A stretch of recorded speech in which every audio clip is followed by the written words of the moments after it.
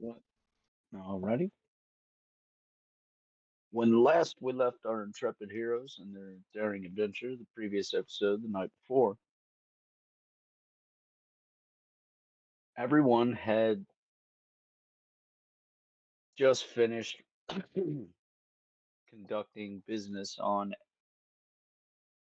the massive Black Church ship, split into two teams. One group seeking to scuttle the ship with a attack at the bottom of it in an engine room, blowing boilers. The other team assaulted the aft castle, known as the ambassadorial suite, um, where they met with an unlikely character who had not unveiled her name or title, anything to the party members. Before a fight could ensue, an explosion happened, at which point characters began to retreat as it was assumed the boiler had been successfully exploded. Um, as all party members made it to the deck of the ship, they realized that was true. Success on both fronts. Um, the chaos that was on deck when everyone went into their respective areas has died down significantly. um, Most of the fighting has become small and compartmentalized. There are dozens of Kuatoa bodies. There are a few members of the boarding party that have been slain, a few wounded that are being helped back overboard as people are taking notice. You guys are coming out. There are several imperative in uncountable imperatives just strewn about. Um,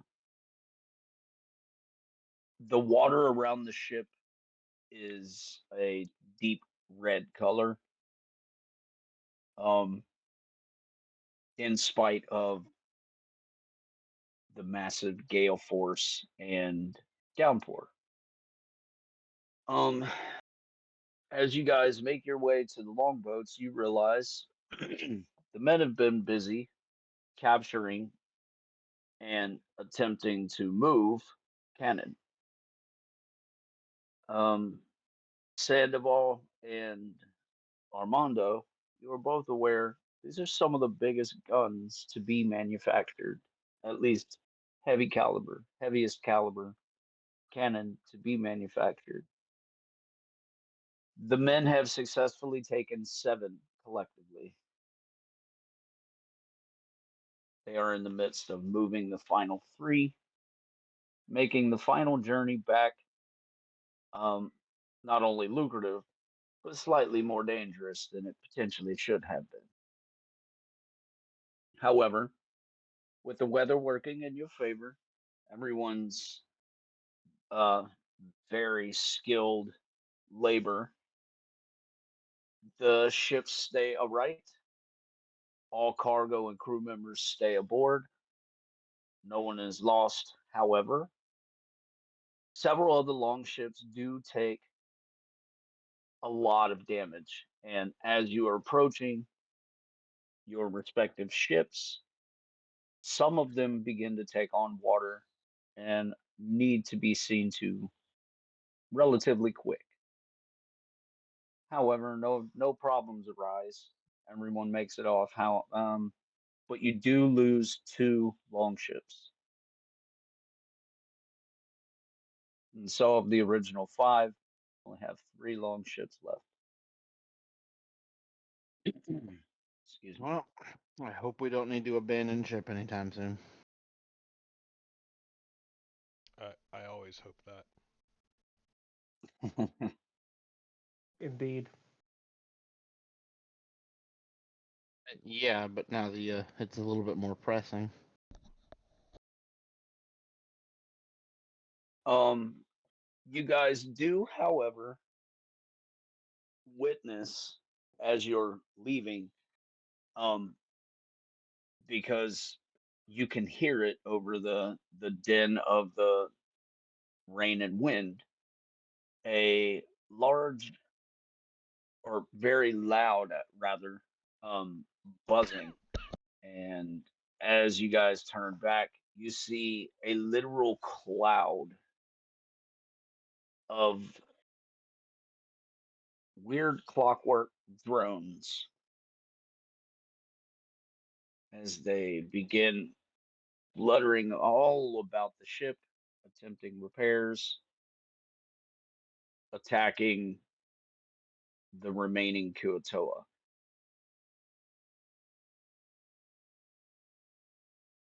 Let's see. I'm going to guess that we're well out of range of anything we can do. Yeah. I mean, the cloud isn't chasing after you guys. It would seem they have some form of radius they cannot leave from, as it is a distinct shape of a cloud that they are sort of holding to. They number in the hundreds. You cannot put a number to them.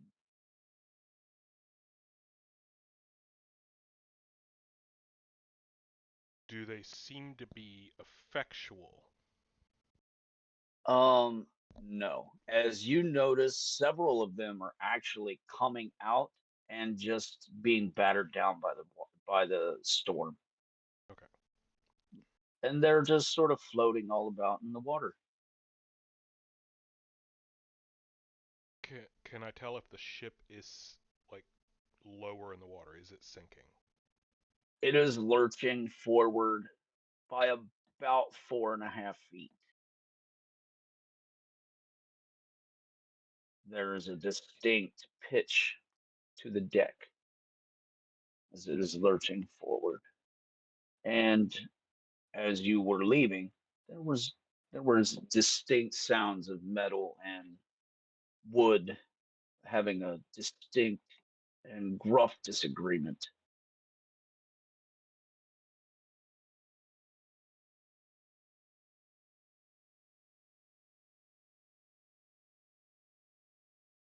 Protesting, if you will.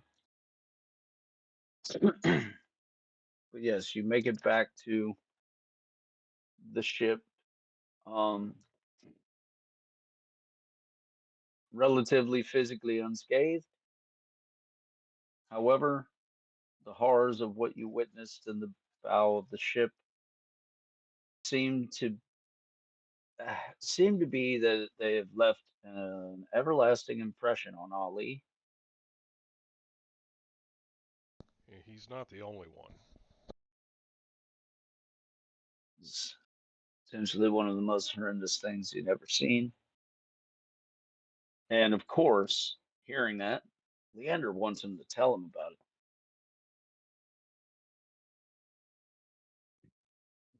That, however, will take some time. He's not ready to recount it just yet. Ah, Genji's like, yes. Jaeger, no, Leander. Jaeger, no, on the thank other you. hand, Jaeger, on the other hand, Yeah. would tell everything that he could remember in horrendous detail. Ali, this is the most horrible thing I have ever seen. Leander. Ooh, tell me all about it. Yeah. Oh, what'd you see? Opens up book. Go on. Well, of course, Jaeger. Here, I'll tell him all about it, and begins doing just that. I'm not gonna wax philosophical and poetic the way Tristan can. He's so eloquent. I think Ali and I both turn a little green and move away. I had moved away the moment that Elise said it was horrible, and then Leander's like, "Ooh, tell me more." I'm like, I don't want to know. I am quite fine not knowing. Bye. Ninja vanish. And you guys begin sailing north and a little west. So I guess one could say north by northwest. What of As that will bring you into Tiberian waters. what of the North other by ships? northwest. Got it. Northwest. Right. Northwest. Everyone else sort of agrees that whatever you guys are about to do, they are at the mercy of the captains. And so the captains sort of look to you guys. There are 3 other captains, as there are 3 other ships. Remember, however, 2 of them are relatively small. And I turn to look at Armando and Sandoval like, "You guys got this." Well, once we're well away from Amastawa, I would want to meet with them Okay. and actually, like, hey, to go over what our plans are, generally. Alrighty. See here. Imagine, if you will, Cord is there on the ship with you. I'm trying to find his name, and this list is so long now. And Yule's picture is missing, by the way. I know. What the F? Oh, I just saw that. You know, he doesn't look like a broken piece of paper. Not anymore. I don't see Cord's thing either. I know. That's why I'm looking around like, what the hell? Don't worry. My sister's character art's still there. I don't. Or Mercedes isn't on here.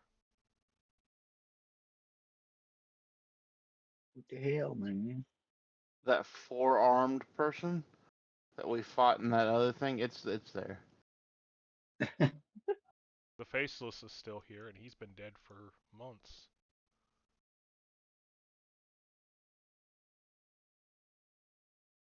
Yeah, I need to.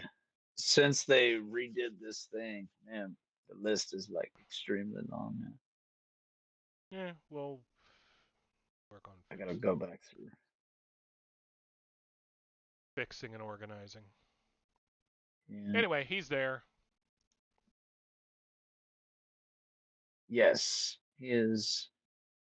He is there. He's not gone anywhere. Yule and Cord and 2 others.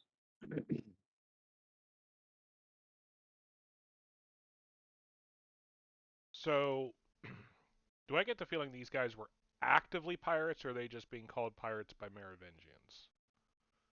So, as I've stated, with Cord, they were actively pirating. However, had been landlocked for a time, and as their ship was in disrepair to the point where it eventually sunk before they could get it fixed.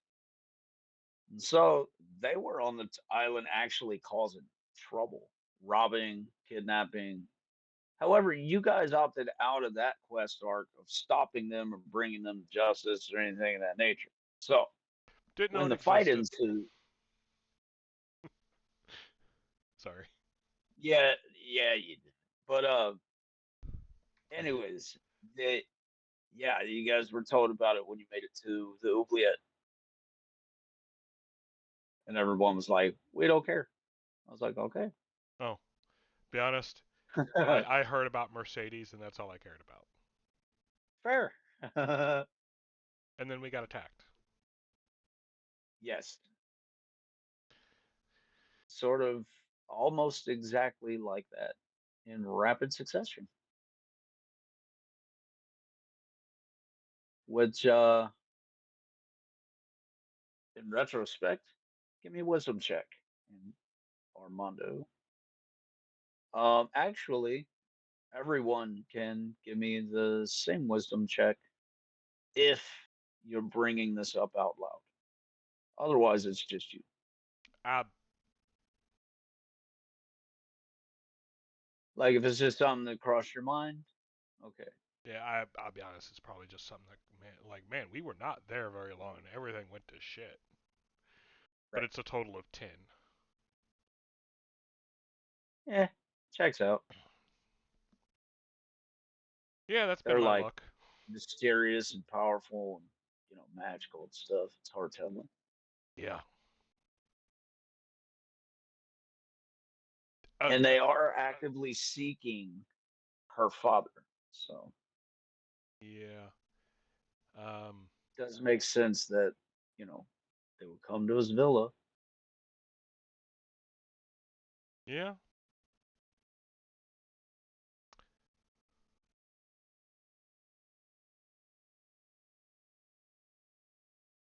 Well, so really hope he gets away.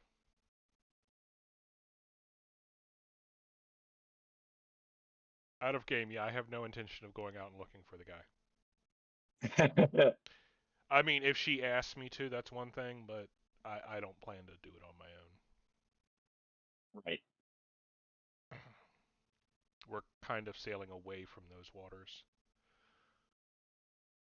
Anyway, quick thing. Everyone was given their stuff back out of the box, right? Yes. Okay. There, Sandoval doesn't have to tread upon the lowly earth anymore. He can once again float above it. He's like, man, I don't know how you guys do it. I don't know how I did it for so many years. Glad I gave it up. Hat back on head. Yeah, your augmented vision, kicks back in, Anyway, so having and you can float. and he And can float. so Armando, to add merit, success. Hey, the box thing worked. Yay! I think we would have known a lot sooner if it didn't, to be honest. You would have liked to gather more info to run a stronger analysis on the results of your explosion. However, give me an engineering and alchemy roll.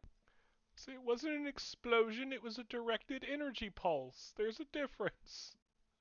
Right. Right. All right, knowledge. That's why you're not. That's why you're not sure what went wrong. Give me the roll. Okay, engineering, you said? Yes.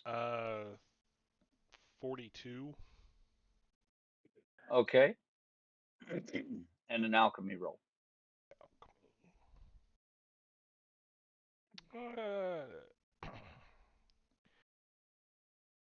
That's not as good. It's only a 33.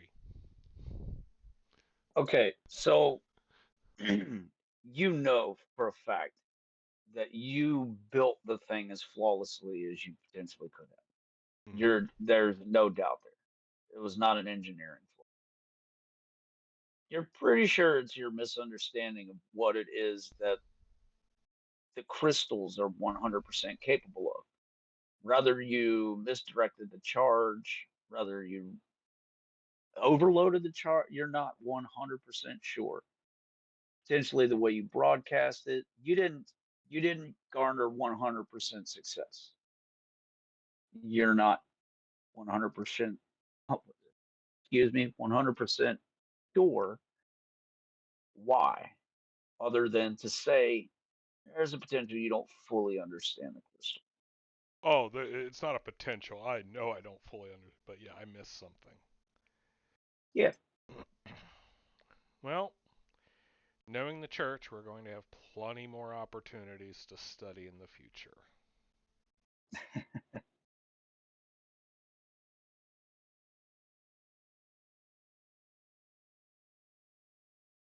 Okay. Anyway, That was all. Sorry, carry on. So, meeting with the captains, you know, give another rousing speech about the evils of the church and how it has taken over the empire.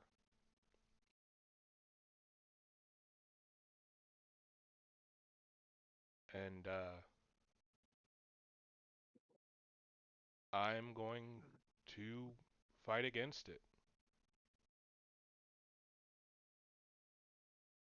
But this is a very dangerous thing. They are welcome to join me in my quest. But it will take a long time before we are ready to face them head on. If they wish to go their own ways, they are welcome to do so now. Roll your diplomacy check.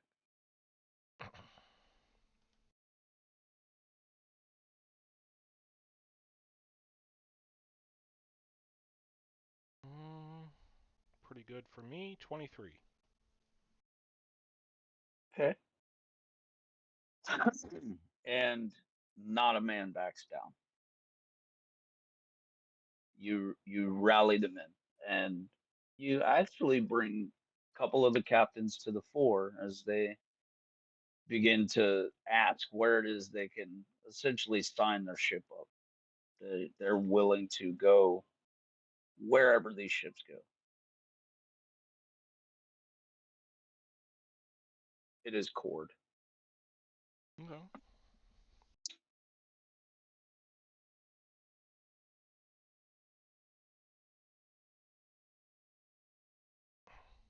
Out of game. I was not expecting to succeed so well, so I don't have a next step. So I'm going to do what a leader does best in this situation and delegate. And I gesture, speak with Sandoval. He is the best sailor I know. Love the confidence.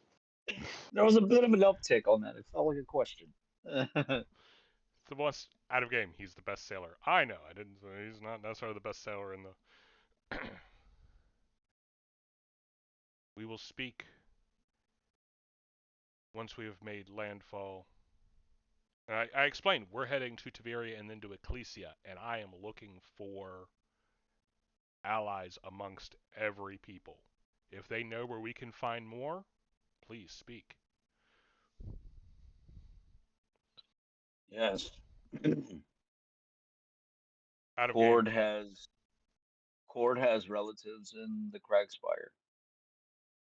Distant, but it's still a shot.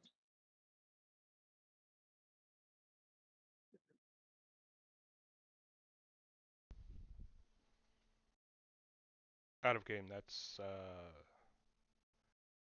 I know the name. Is that where the orcs are?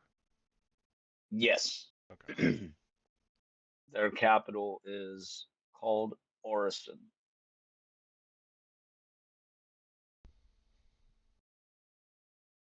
They believe their home to be magical. And Well, so there was a time I To would see have. the orcs, to see the orcs ride in a battle, as the old stories say they do.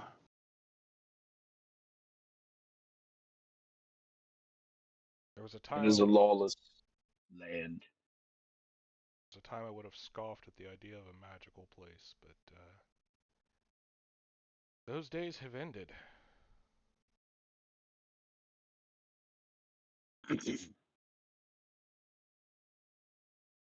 Many of the other nations still cling true to their old ways, and the father's father before them and all that.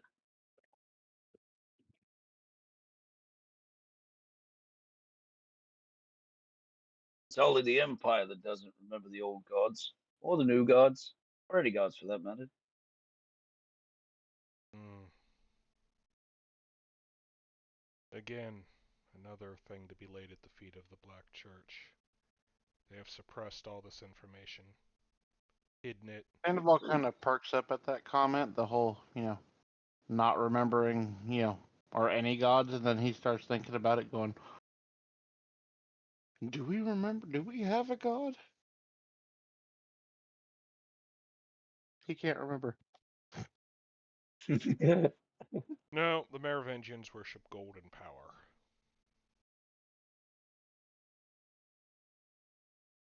Just like Americans. Yeah. America. Merovingia. Hey. Heck yeah. America worships oil, sir. That's what I said. Power. And money. Well, I mean, it's both.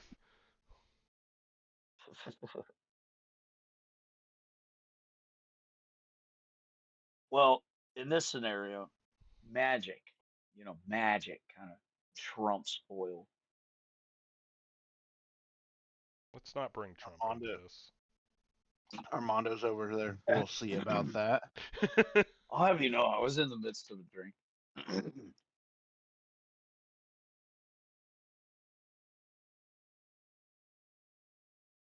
uh, so, Okay. what of the other two? The other two are going to follow insofar as they believe if they are going to try and make it to Ecclesia, they need bigger ships. Okay. Well, It's going to be rough getting to Tiberia in these ships. And they would ask, actually, if there are more skilled sailors they could potentially borrow to help navigate these smaller ships, as they don't have the utmost confidence that their crew could do it. well, the men of my ship are some of the best sailors in the ocean. This is a very true remark. Out of game, I say this in full, confidence in front of my sailors. Absolutely. And with full bravado, they would agree. Arg. All the Kind of. men kind of clapping, I banging themselves in the chest, one-handed. Yeah, I can turn to Sandoval.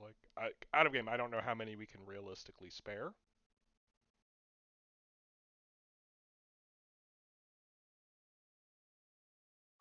Yeah, out of game. Sandoval knows that, but Jameson does not. Well, you would mention if it's a straight up trade man for man, it doesn't matter.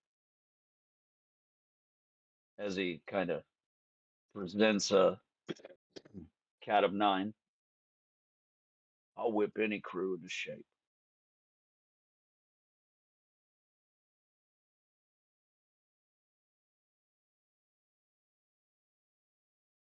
Well, Sandoval would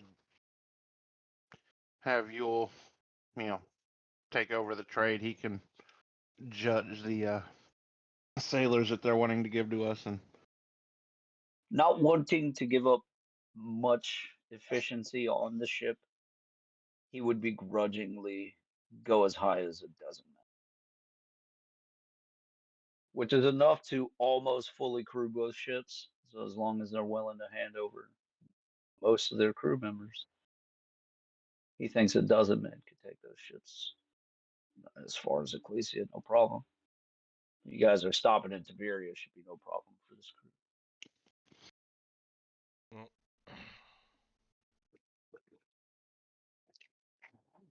It may cost you a day or so on your guys' end. I'm rolling, sorry. But yeah,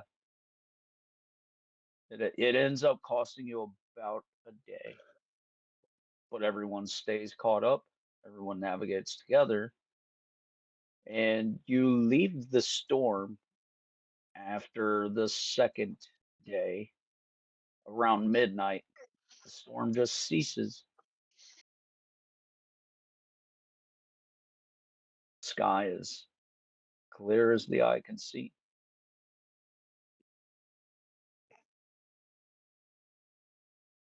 do any of these ships have non-combatant refugees? Yes. real quick, at the clearing of the storm, I pour a drink and I raise a toast out to the sea.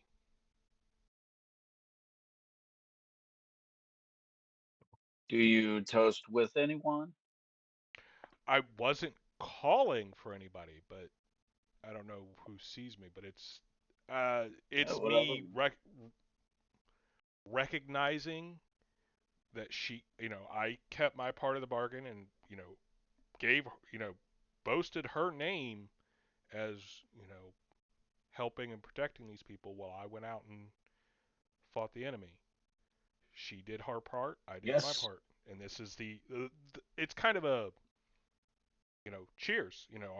Our deal is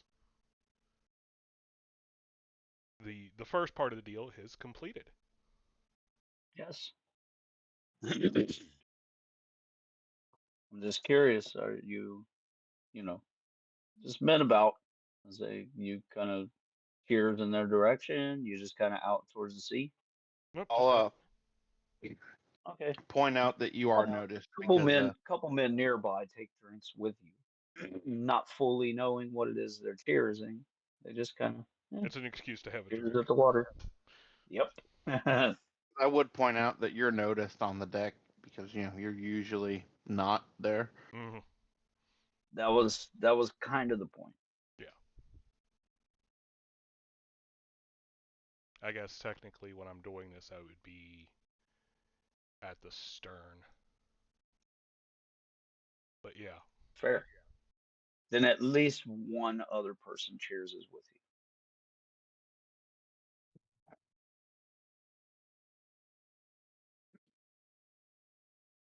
Okay. And then there will be a day of downtime as the sailing will be handled fully by the crew because the other ships need to keep up. So, Can't do our ridiculously extreme speeds that we somehow managed to accomplish.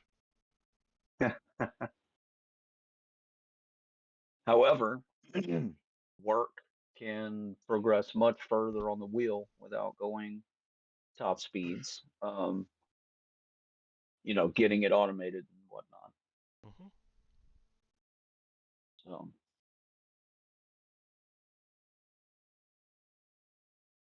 So, um, yeah. Arthur and Daisy have been, forgive me, going over various maps as she has realized he has an insatiable thirst for knowledge, and she just is feeding it to him. That's my boy.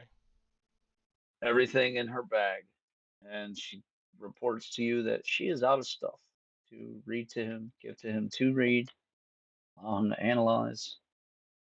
He has read everything on ship, looked at all of the maps, barring what is in Sandoval's captain's quarters, implying she knows there's something in there. She's just not sure what, because he has all kinds of weird shit in Okay. All kinds. there. I mean, from like every nation. I will inquire with Sandoval if we can borrow his various maps. Yes, apparently even objects, not just written text, maps, objects.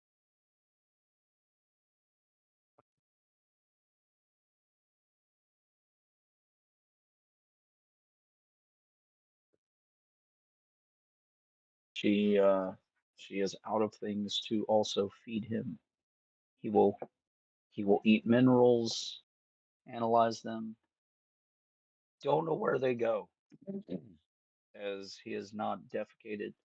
She's been taking notes. She's analyzing Arthur. No excrement.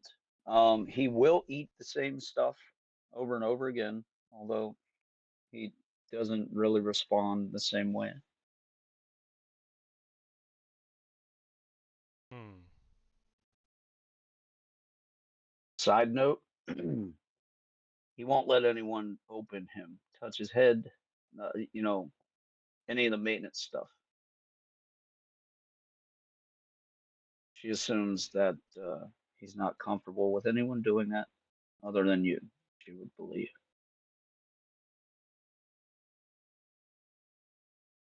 Well,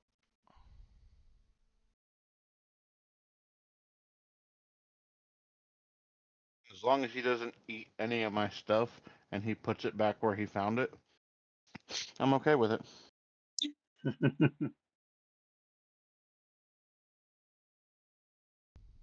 yeah. Let him know. Her next suggestion was, could she have a psi crystal to feed to him? She has a theory. Out of game. Oh, I don't know if I can spare one. I would give him. What is it that I have? Looking at this.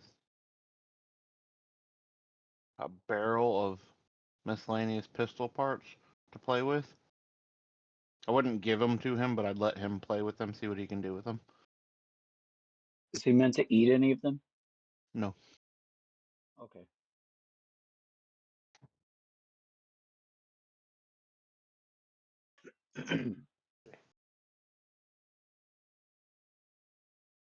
Then yes, Daisy and Arthur would spend part of the day in the captain's quarters.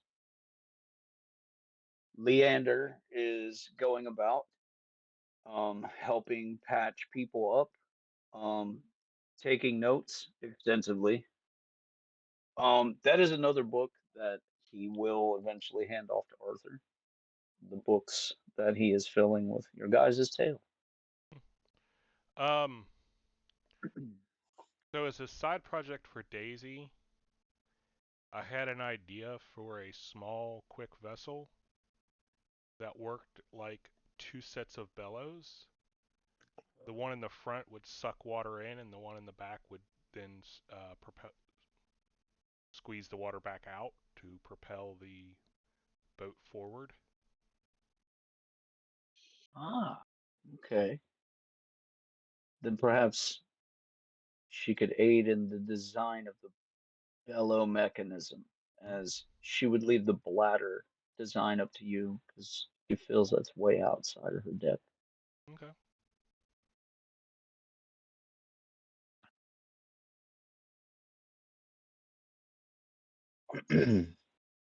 Genji, what do you got going on for the day?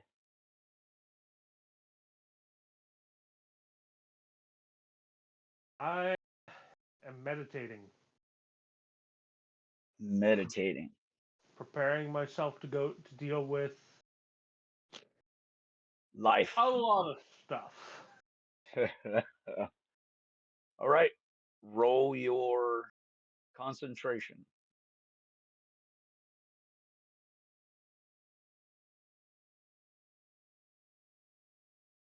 On the die.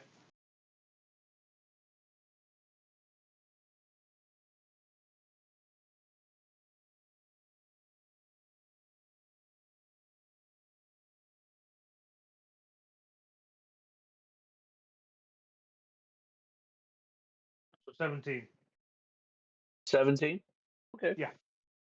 Yeah, you you block out everything going on, the hustle and bustle about on the ship relatively simply. Um, and in doing so, you yet again hear that the rushing of water.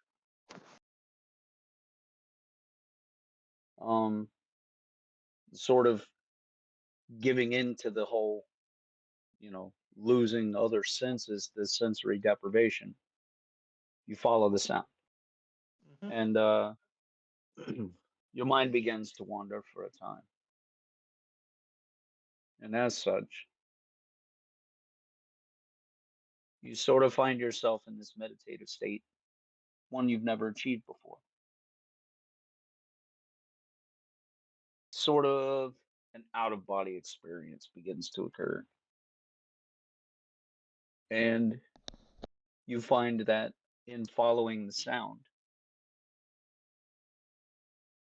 you awaken, air quotes, on the other side of this sound, and you are fighting the flow of water as though you yourself are amphibious, potentially a fish. Um, Well, I swim my little heart out. all right. Roll your willpower. Oh no! Actual will save? Yep. Oh. It'd be kind of cool if we had something that, like a skill stat or something that we can increase. What is this? Willpower. Sounds a lot more badass than it probably is, but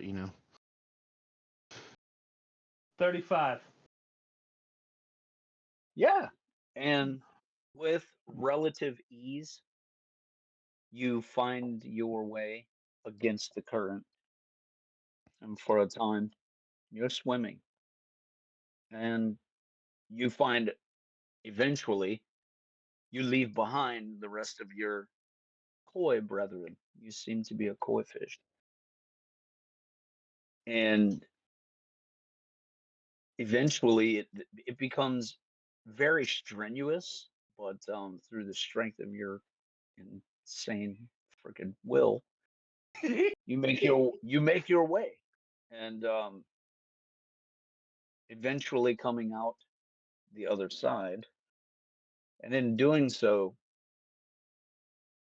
you transform bodily from the koi fish back to yourself, but not yourself.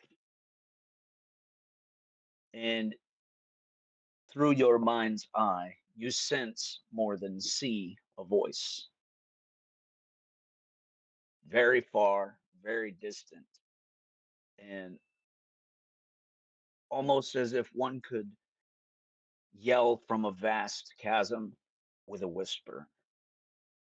You hear the pleas and cries of help, barely catching that glimpse that you can, as I stated, sense more than see. You're pretty sure you see celestial version of a feathered water dragon, a shin dragon, ever so briefly in your mind's eye, and you are snapped awake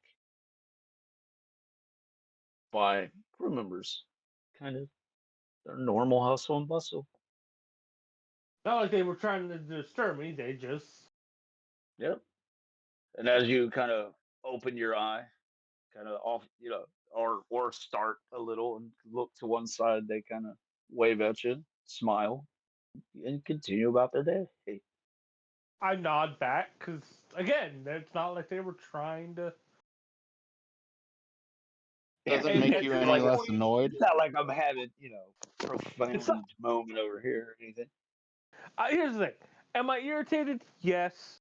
But I'm also not going to get, for one thing, I know I am not inclined to assign maliciousness to them on this. These are, excuse me, these are guys that I've been working with at this point for quite some time. I feel like I've got a fairly good That's fair. measure of them. So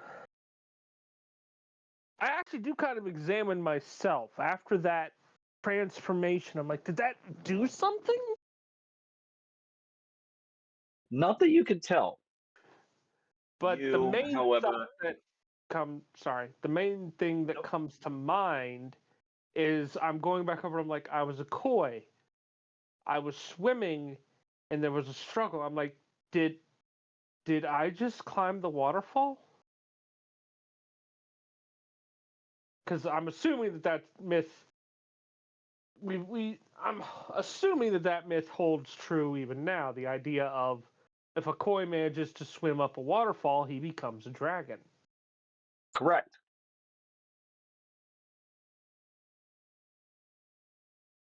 And I'm just kind of like, huh.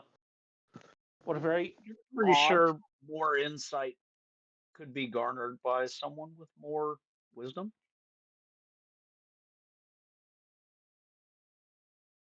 Unfortunately, about that, I feel like that need to wind. I feel like that's the kind of thing I'd wind up needing to talk to an elder about. Yeah. Where will you find one of them? Not to upset anyone at the table, but Genji, you are pretty sure you blow the rest of these guys out of the water when it comes to insightfulness.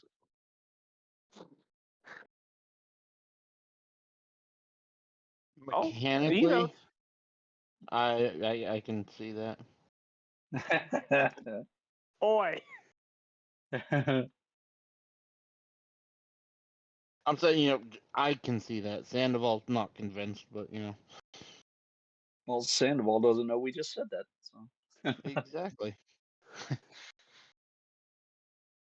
So, I mean, the insightfulness part of it—that's kind of the whole ninja build, though, isn't it?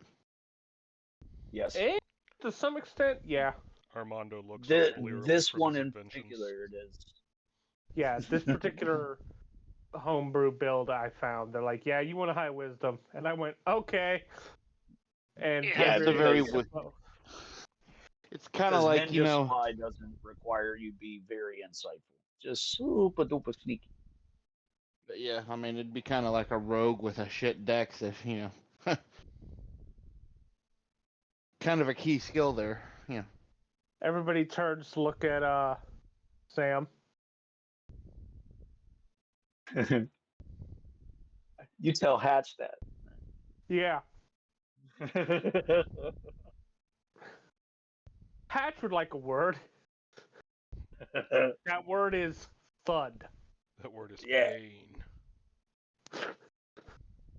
He's a big old boy. Anyway. So, kind of that whole. All right then. Yes, your experience has left you with sweaty palms.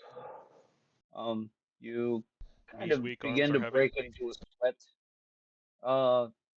You haven't had any ramen, have you? Any what? Ramen.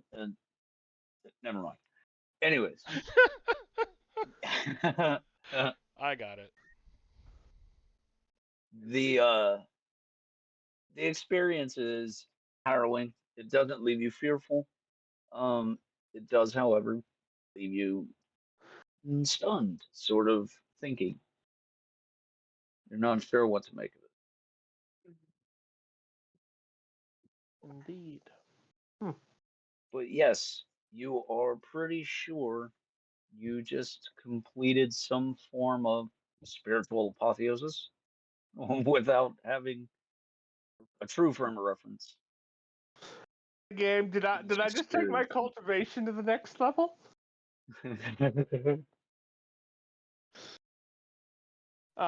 Anyway. Okay. Yeah, that's kind of the problem is at this point I'm like, I did something. What I did, I ain't got shit frame of reference for. Well, correction, I have a frame of reference. I'm just left scratching my head as to how it relates to me. Being here on the deck of the ship, looking about at that exact moment, you're pretty sure you guys just slipped into Tiberian waters. You know that beyond a shadow of a doubt.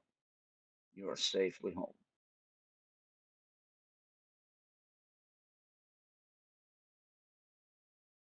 Yeah, in game, there's just kind of that. I'd take a deep breath, pause, let it out, and just a very content smile crosses my face. So You feel a very palpable form of comfort. So for everyone else, is it one of those things where like a different ocean meets, or like one ocean meets another one, where they're actually distinctly different colors? No, not truly. Okay. Yeah. You know what I'm talking about, though. Yes, I do. but that doesn't necessarily happen. It was more of a mechanic. He just sort of unlocked, like he said.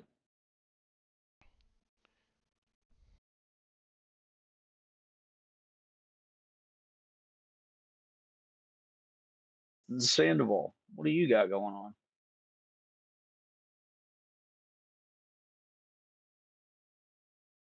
I mean, other than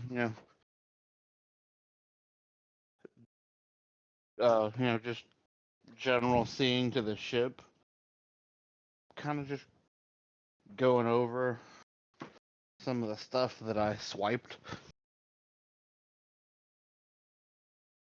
Swinging this new sword around. Okay. Using the or attempting to see what I can discover about this pistol, but I don't really have any of those knowledges, but I'm looking And at it a so, lot. so firstly, just holding the sword in your hand, you feel as though you could potentially strike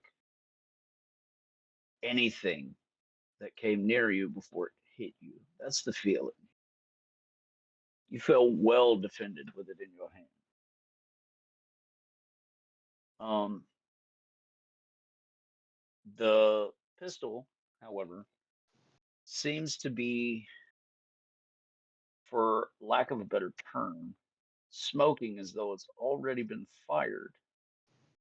Although, to your hand, to the feel of it, there's no warmth.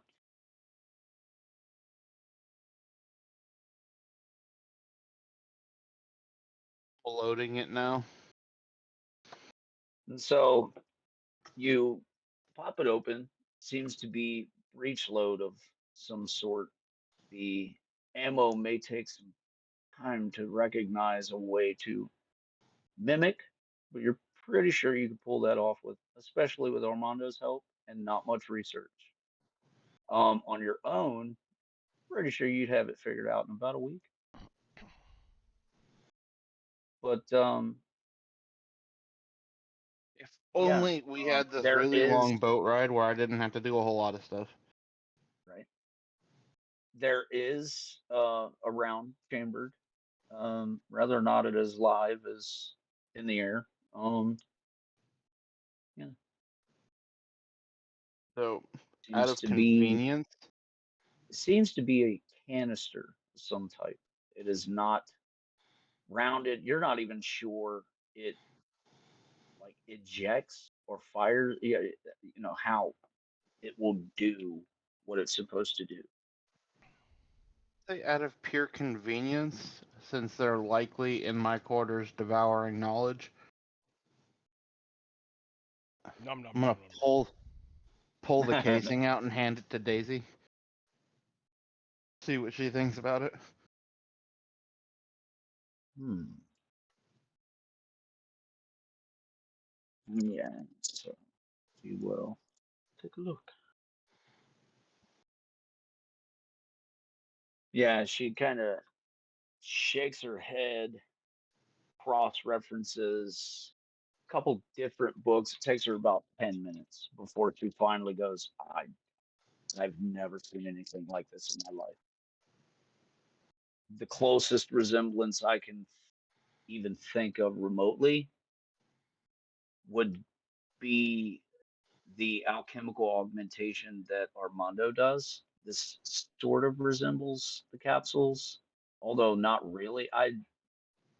You got another 10 minutes? I just kind of motion onwards, like continue. Yeah, yeah. And she just kind of sits and starts trying to explain to you the difference between them, while the parallels between them. And you can roll a wisdom check. Oh boy. Don't worry, it's about firearms, right? Guns. You're a gun guy. 14. You have no fucking clue what she's talking about. However, it does make sense that what she's saying. This looks like an augmented bit of ammunition. Is what you garner out of her 10-minute diatribe. When she starts going into like, what it's made of and what's inside of it, as long as she doesn't say powder. Well, she doesn't know without destroying it is her thing. You may be able to garner more insight asking Armando, as he's already into augmenting ammunition, and this looks highly augmented. So he stops lounging in his chair. If you had And, another 10 minutes, she would explain reverse engineering to you. He politely declines. Fair. It's not for everyone. Not so much that he's uninterested, or more takes a rain check, because he'll gladly let her prattle on about, this, whether or not he listens with a full ear or not. He'll let her talk about it. But, yeah, he's going to go try to find Armando. Okay. And to that, Armando, what are you doing with your day off? Where are we on this trip? Is this as we reach Tavirian waters? Yes. This would be early morning. We'll say about 7:30, 8 a.m.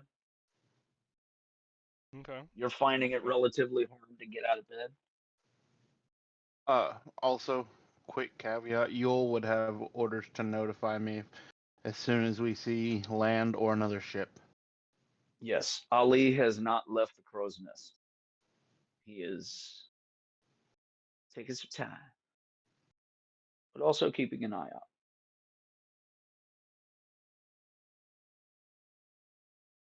But Armando, you are finding it hard to leave the bed for multiple reasons. Firstly, you're fucking sore as shit. That was some hard work yesterday. You haven't physically strained yourself in that way in quite some time. Nothing that's going to cause any mechanical issues, just more of a vibe. I haven't come down with whatever Jaeger caught. No. Although you are sure, whatever it is, it comes from Jaeger's exposure or whatever was happening down in the pipes. Potentially, when that thing grabbed him, whatever it is incubating. You're not sure that it's going to harm him fully, other than potentially it was just filthy. I would like an Yeah. actual medic, proper doctor to look at him, because my knowledge is rudimentary. Yeah. I can fake a good Leander's doctor, but staying. Yeah, Leander's staying relatively busy in that regard. Um, but the secondary reason you can't really get out of bed is Mercedes isn't really letting you. oh, well, in that case, I guess I'm probably not trying too hard, huh? That's fair. However, around 8:15, there's a tap at your door. As Sandoval, you've been directed to the cabin, to, well, his hold. I don't even know what to call it anymore.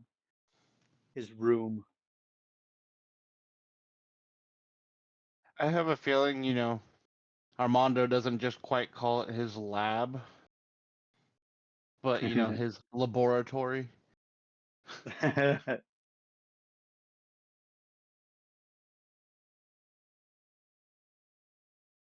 Uh, honestly, I probably just refer to it as my workshop. Yeah.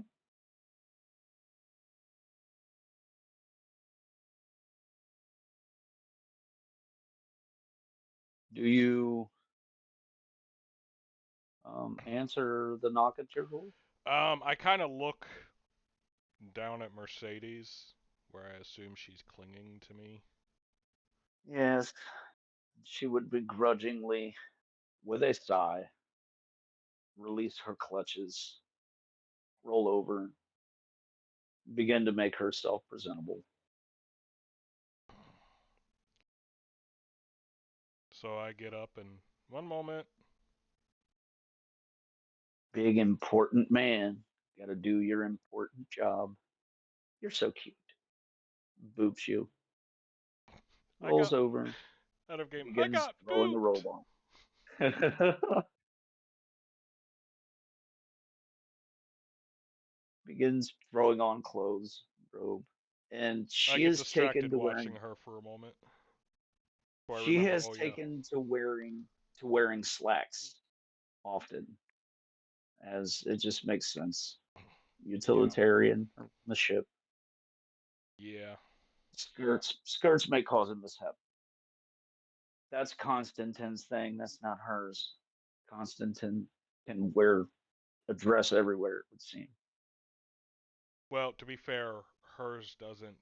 Uh, you know what? I'm just gonna leave that one alone.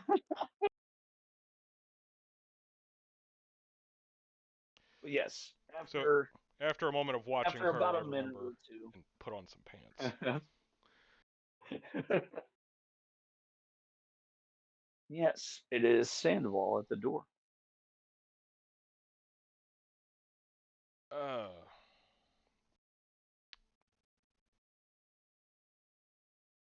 Captain Trimboli. Armando, yes.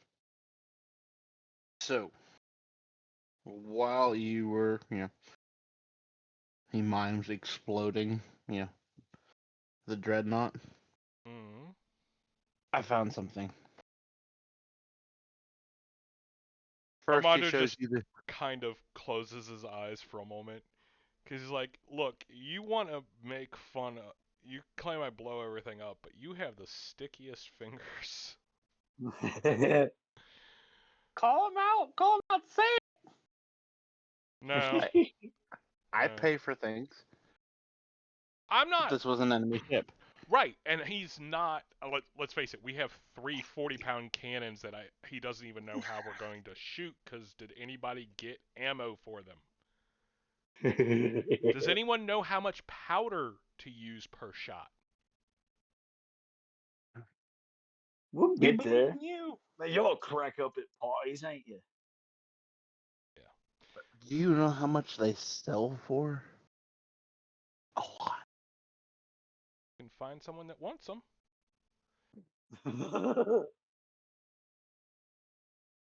Anyway, so you found what? First, I pull out the gun.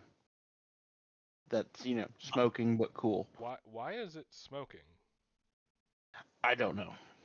Did you shoot somebody? No. I am putting the picture of it up right meow. Right meow. Right meow.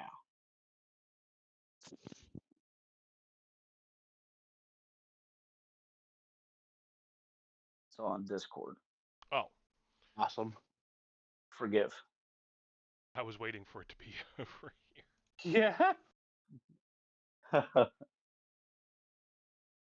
Same. Yeah. Discord doesn't have a image limit. That is fair. I'm gonna pull the Discord over to the other screen for a moment so it would show up. Well, that's an interesting design. Guys, I'm sorry. I need to call a quick bio break. All right. Where were we? You had Yes, said this is he an interesting produces design. Okay. he produces that pistol, hands it Yes. to you.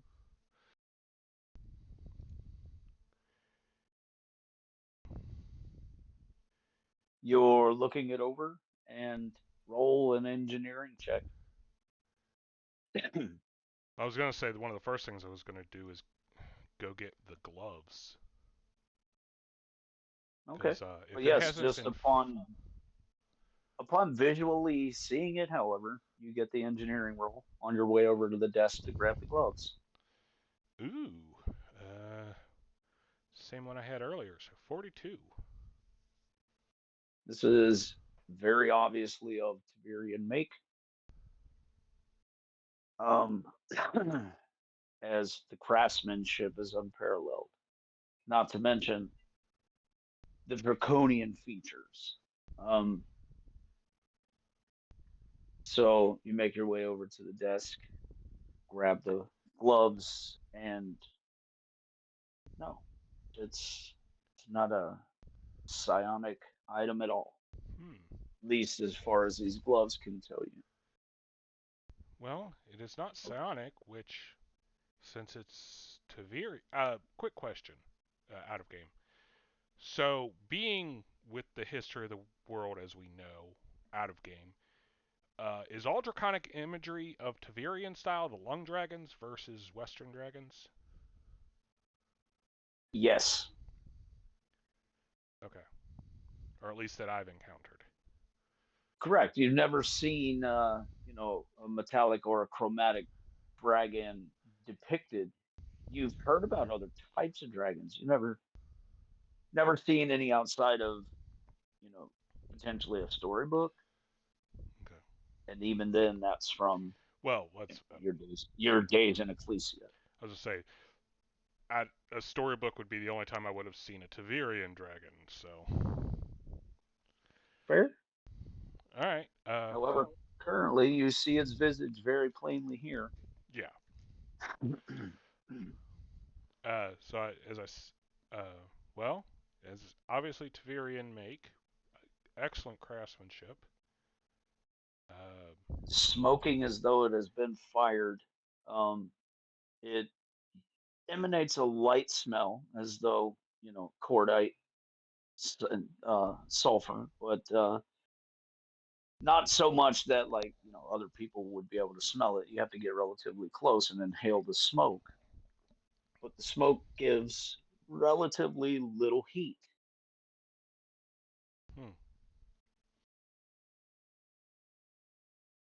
Opening it, seeing the round, it is almost exactly the design of your alchemical bow. However, made for pistol. This one seems to not be refillable in the conventional sense. Given time, you're pretty sure you could figure out how to reload it though. It's easily replicated. You could replicate this, no problem. You do it for your bow all the time. No, I'm looking at the shell. Meaning you could create others to essentially reload it.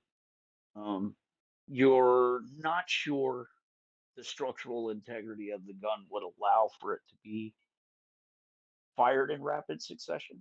Although you could, that's your thing. You Tim the Toolman Taylor the hell out of this thing if you wanted. Just wrap Implying it up that in some duct tape first. It'll be fine. Implying that potentially everything it does is mechanical in nature. However, you're pretty sure somebody way, way more skilled with metal did this, as it seems to be cast, all of it as one mechanism. Whoa.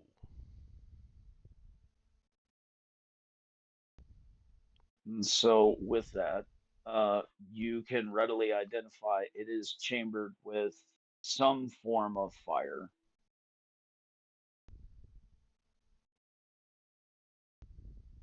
And with your ridiculously high engineering roll, you're pretty sure you can shoot it twice today.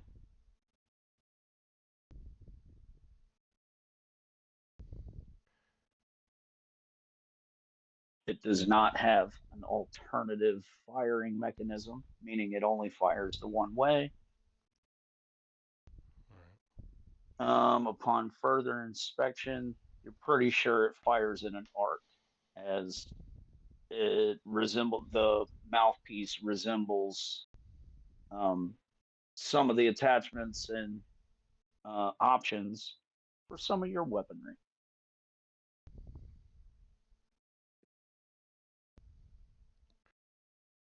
Well, Your best guess, some form of flame will spew forth in an arc-like fashion.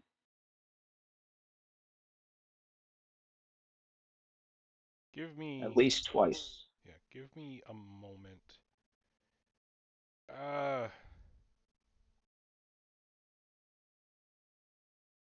So you have here a little smoking dragon,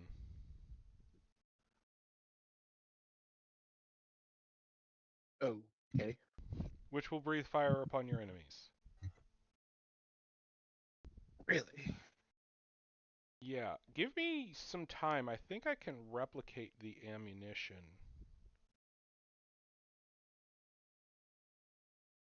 Okay. And it's giving me another idea as well. Anyway, Alrighty. Is this a self regenerating ammo regenerating grenade launcher? no.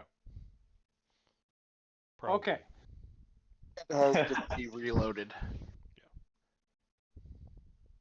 I The don't know. ammo itself seems to deplete and needs to be refilled.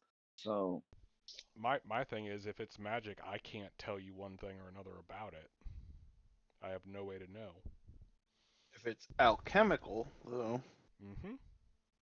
Which it seems to be.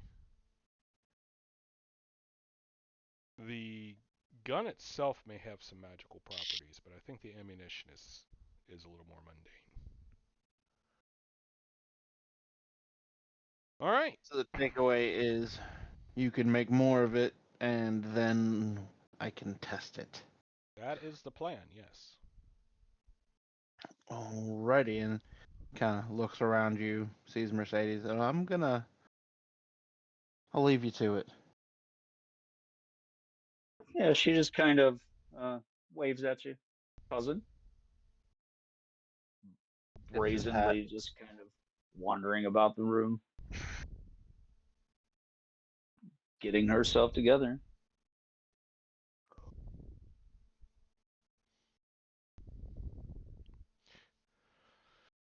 Uh. So, Sandoval makes his way back to his quarters.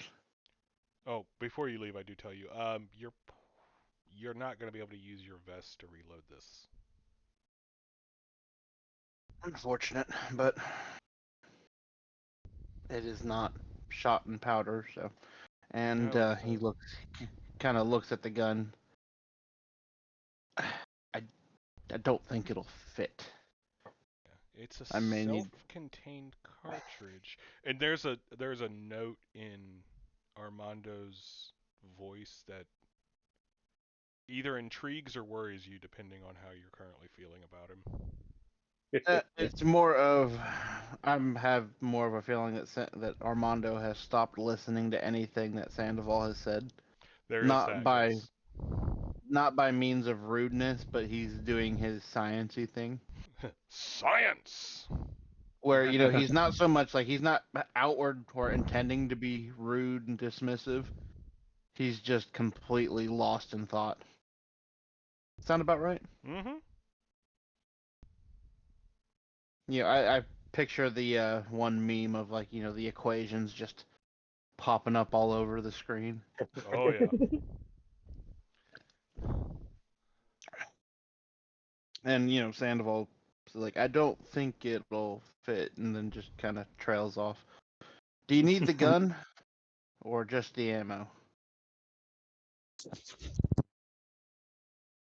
He's already wandered away from the door. Is he holding the gun or Yes. just the ammo? Okay. Sandoval, on your way back through the crew quarters, you see they have pushed two cots together, and Jaeger is laid out, bundled up. Leander is taking notes, measuring his temperature. administering drugs. And as he notices you come by, he sort of flags you over, tells you he is pretty sure whatever it is Jaeger is sick with, he can get him over it, and it is not contagious. So no fears. Very well. It does, however, seem to be some form of. He's not really sure. Do you got 10 minutes? He just kind of starts walking slowly backwards. Look, mate. You look like an animal caught in a bullseye lens. Where you go? All right, what? Nice chat. See you. Shit. And yeah, He doesn't make want to your be on way back Jaeger up. duty. You make your way back up to the deck.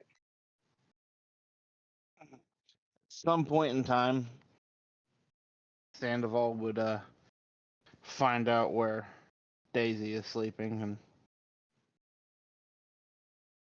tell her if she desires, she can put up a cot in his quarters to not sleep with the crew.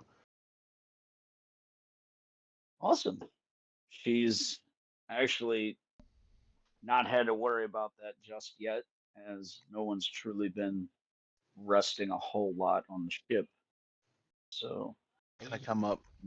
now that reality is setting in, I was gonna she say, appreciates the offer. I'm pretty sure she wasn't sleeping in general quarters anyway. Well, she was sleeping in a cot in your lab, which is might prove awkward. Well, my room, quote unquote, wasn't in my lab originally. I had a room separate from it. Mind you, I didn't use it a whole lot, Right. but I That do that was where I assumed you originally had Daisy bunked. You know what? That's Currently, probably fair. currently you can take the quarters back over, no problem. Um, However, your lab is becoming increasingly smaller.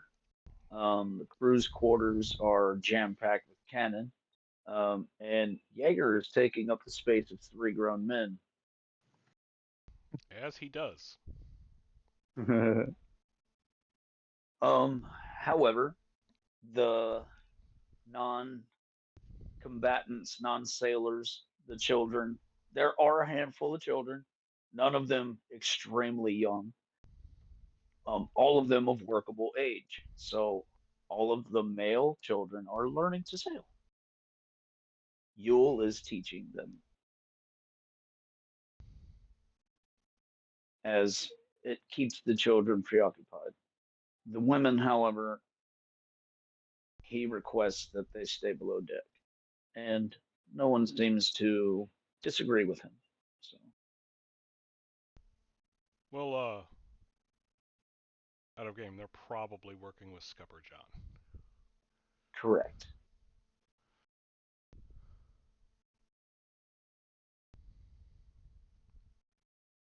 And on the high seas, the deck gets really fucking busy, and that's just the reality of it. If you're not learning or you're not actively participating, he requests that you stay out of the way. Uh, there's a part of me that wants to say something about getting time for them to be above deck at some point when we have some calm seas, but honestly, I don't know that Armando knows enough about the effects that being stuck below decks for long periods of time can have on most people.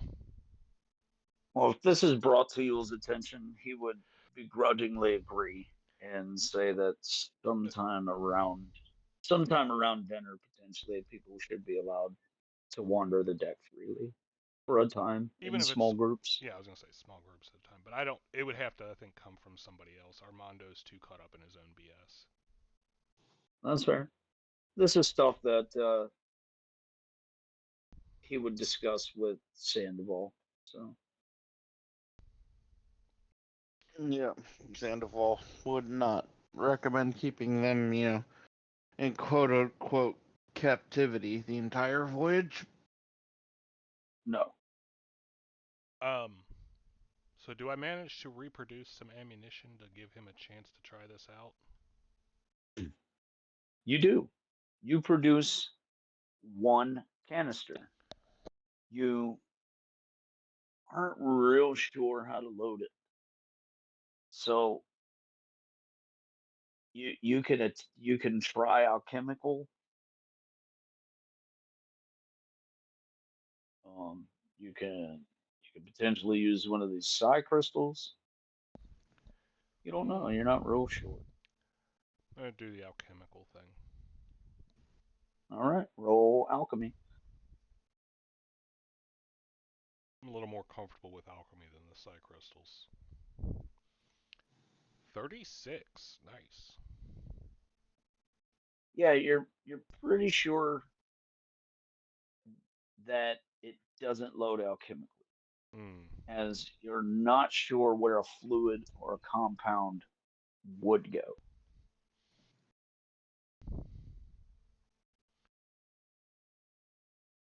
And so, through process of elimination, pretty sure it's magical. Roll a use magic device. Okay. I mean, I do have my knowledge arcana, but slight better with my use magic.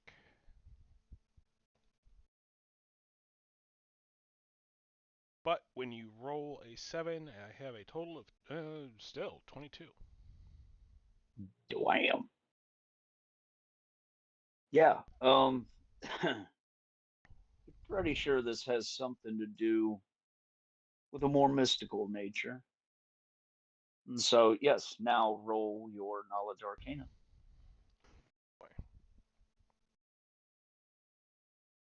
And another 7, so a total of 17. And yeah, you're fairly certain that it will somehow do its own thing daily. Huh. The requirement being sort of lost on you at the moment. You're pretty sure the canister needs to do something. And with the nature of magic, the way that the world is, everything being tossed into disarray, it could be one of, you're not sure, a number of things. Yeah. Your best bet, your best bet is try moonlight, as it seems most of the magical and weird shit you guys seem to experience happens at night. Yeah. All right. So I will. It, come to think of it, in retrospect, now that you're thinking on it, the only stuff you've ever experienced during broad daylight that had, you know, weird shit behind it that you couldn't readily explain was the stuff with Genji's shadow beasts. Everything else sort of has happened around dusk or at just straight up night. No.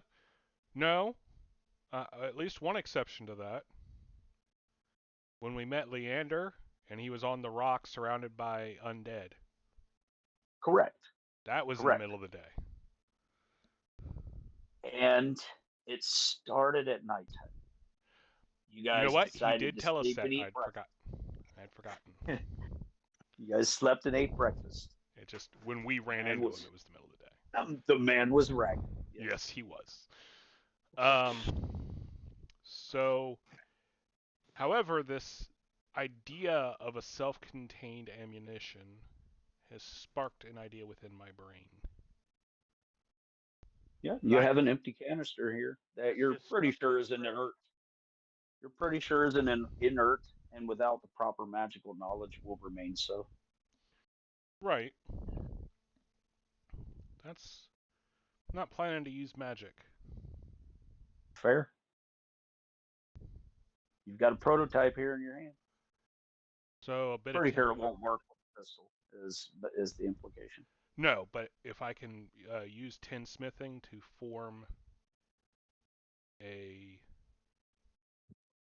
out of game, I want to make a more modern bullet Okay. that'll fit into a regular pistol. Okay. A casing. Yeah. Okay. So that would be tinsmithing, not full smithing, right? Working with softer metals. Correct. Which actually I'm better at. 35. Austin? Yeah, roll your alchemy just to ensure that you get your measurements right. Sorry, I was trying to figure out if this was a 6 or a 9, because this die is a little hard to read for that, but that is a 9, so 30 total. Yeah. Yeah, you're pretty sure you could. I mean, it would be very difficult without a custom set of tools, but yeah, the design works very well on paper. Okay. And it won't need to be nearly this big. No. But I could make... Ooh. Starts scribbling down. He could make a bigger one. Because he's reminded of his statement of how much powder does it even need? Well, if the powder is already there, you don't have to measure it. Right. Maybe next time we won't have to board the ship to blow it up. We can send love from afar.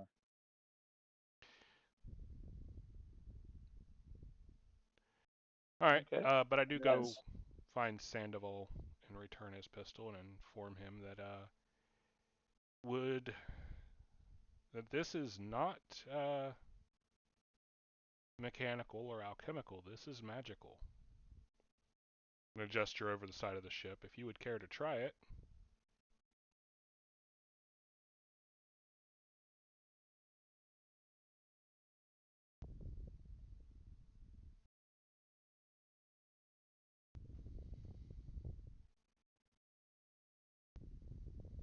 Give me a moment, guys.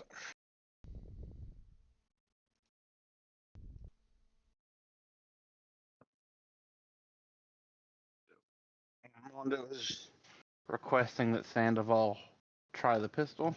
Mm-hmm. Yes. He said you should potentially aim it out over the water and give it a try. Yeah. I'm gonna select the right tool so I'm not grabbing the whole map.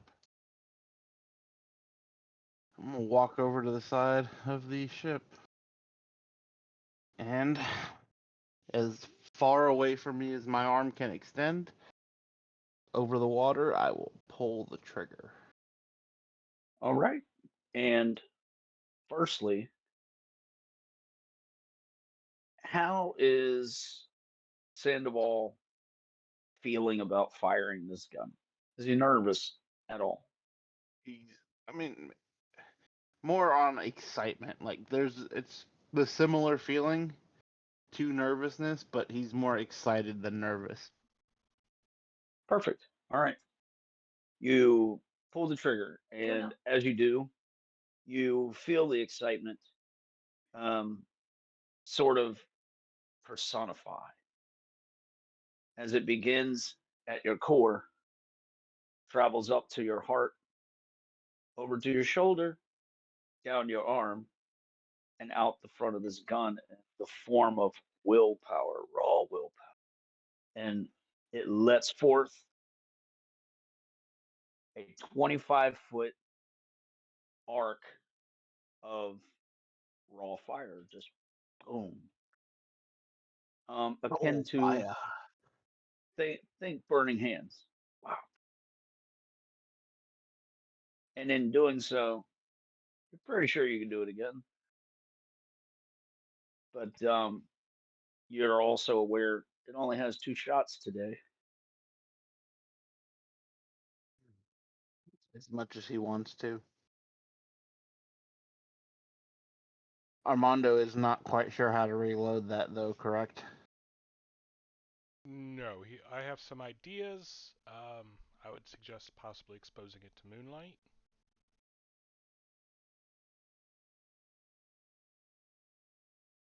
Which obviously is going to be a problem on cloudy nights or, new moon. But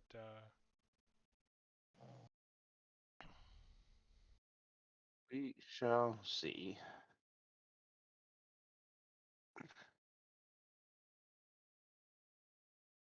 And yes, to you, it seemed as though the shot resonated from within and took time.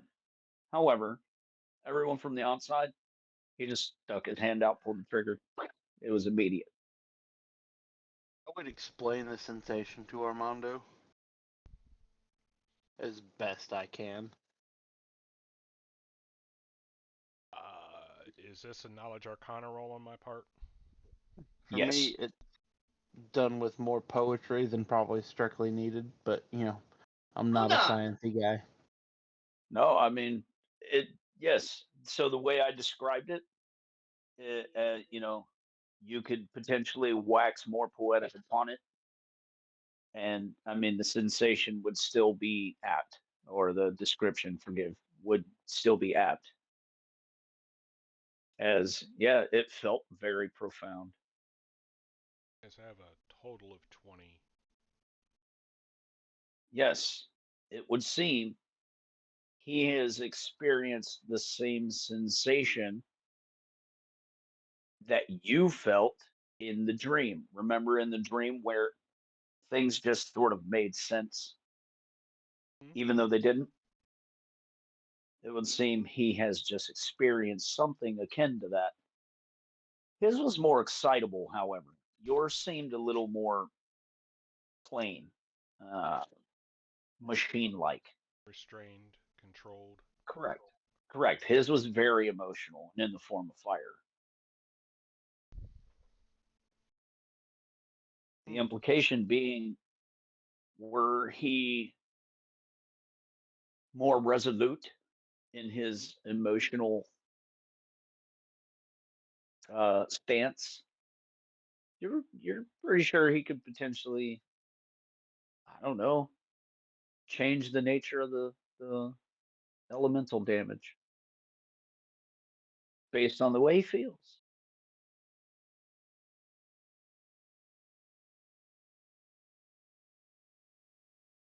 Out of game, Armando's thinking to himself, Sandoval's a relatively passionate guy, and there's a solid chance that in a fit of rage, he could do a lot of real bad harm with this thing.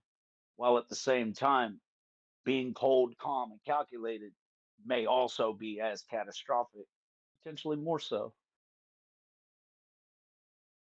You're you're pretty sure magic of this form is to be respected. Is what you should garner from that.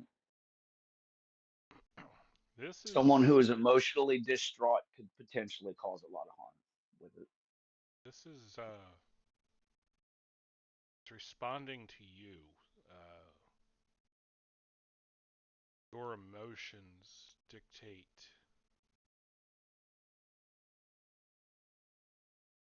what it does. Your excitement, your passion produce the flame. It's possible you could get other effects out of it. But if you let your emotions rule you, I'm not sure you can control the results.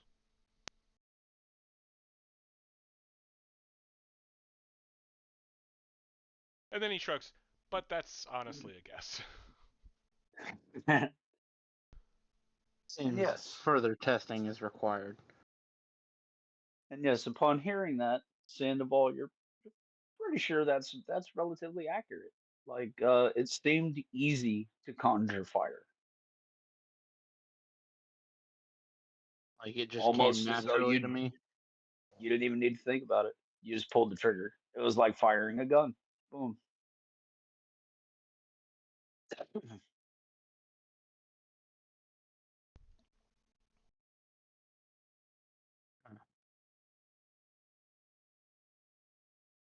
Sandoval's one is now thinking, not out loud, but to himself, how he can manipulate his own emotions to test this. It's not something he's ever been the master of. I was gonna say, out of game, willpower.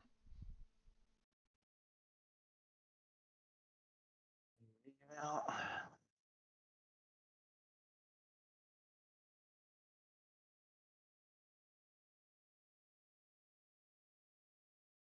And so, will you continue, or you gonna just kind of, pontificate? I will pontificate. Okay. Genji. Yes, You see them over there oogling over some bauble. It's a relatively ancient and nice looking bauble. You can tell it's from a bygone era, as its design is sorely outdated. Um, Tiveria, while known for standing on tradition and enjoying antiquity and revering it, they are, however, often very technologically progressive. So you know that there are samurai clans with a lot more technologically advanced stuff than that. However, he sticks it out over the side of the fucking ship and fires a flame 25 feet out. And it makes you rethink your initial assessment as you're pretty sure that's not mechanical.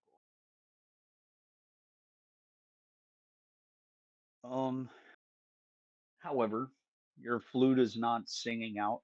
It's not telling you should potentially stop them from having it or anything. So,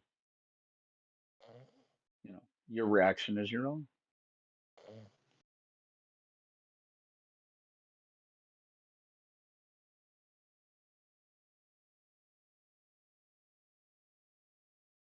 Jim. Yes, sir. S- Sorry, I did doze off there for a moment. My yeah, bad, I guys. know. I heard you snore. Sorry. I wasn't sure if that's Sorry, what I guys. heard. Also, you're off Sorry, roll guys. 20.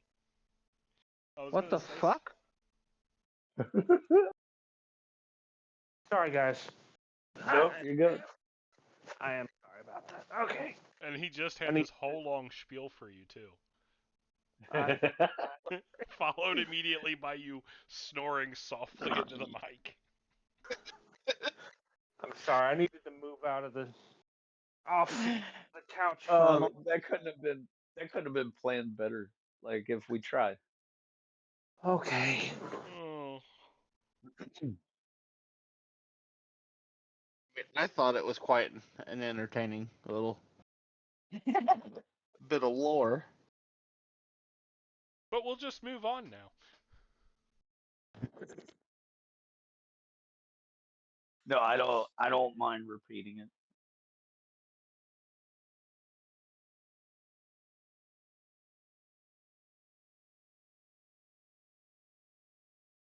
All right. All right. Yeah. Again, I am so sorry. No problem, man. Okay. But all right. So you're kind of sitting back watching Armando and Sandoval sort of messing with this bauble of antiquity.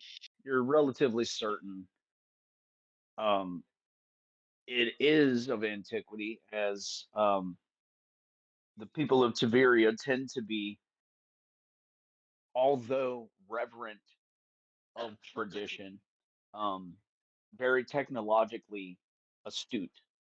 And because of this, they remain progressive and in the forefront often in technology until you met Armando, who has been just producing wanders like beyond anyone's conception.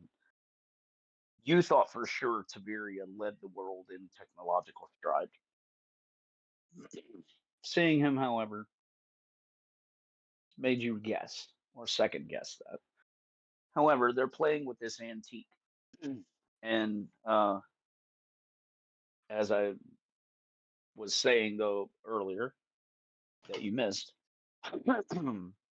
you know that this is an antique because you've seen more technologically advanced guns, as the samurai clans tend to use a lot better weaponry than that old thing.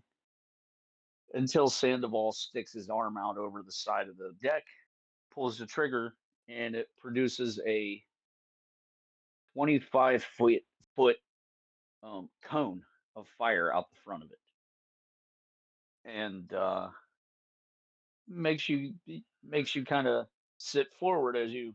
Hey, wait a minute, that is Should I not take mechanical. notice? Yeah, that thing is not mechanical in nature. You're pretty sure.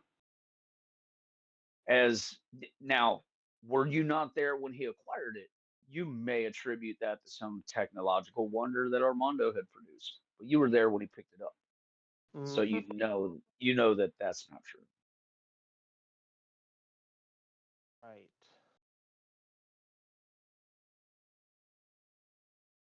And then it dawns on you that it is part of a set because remember, he swiped it as a set.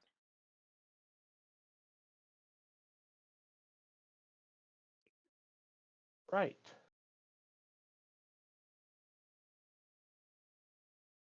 No, Sandoval's really wanting to take a second look at that stole now.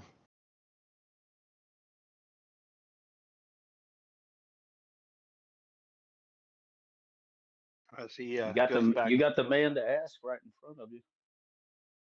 I'd bring Armando with me, but yeah, walk into my cabin.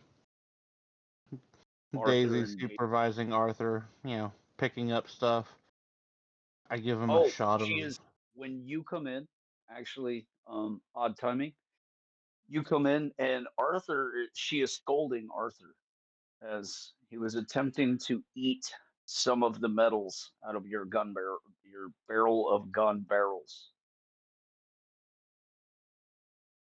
It seems, Armando, Arthur is starting to do stuff he is not asked to do. That isn't necessarily conducive to whatever it is he is currently doing. He's going outside of whatever protocol he's being told to perform. Hmm. A very, very slight deviance, but a deviance nonetheless. Sandoval was mildly curious what would happen if he gave Arthur rum. Daisy is actively scolding him like a human being. He doesn't seem to be affected by it. He's just kind of staring down at his feet. You can hear the slow whir, his brain mechanism. Servo's kind of mimicking a pulse. So I walk up, Arthur. Yes, he turns. If you want to take something of somebody else's, especially in a way where you can't give it back later, you need to ask and attain permission. The filament on top of his head slowly lights as you hear a whistle and some steam sort of emit from his what is anatomically his mouth. His head sort of does that cuckoo bird thing where it kind of pumps up twice and then back down. I You don't know what the fuck he just said. You're pretty sure he agrees.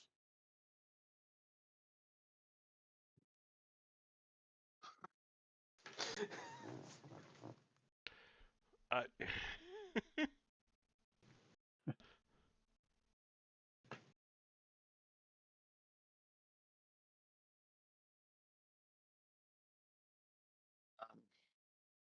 I pat him on the head. Good talk. Another whistle emits. Oddly enough, it seems as though he is trying to mimic pitch and tone. I'm pretty sure at some point he will begin to speak. You're not sure how coherent his speech will be. But maybe you could work on that.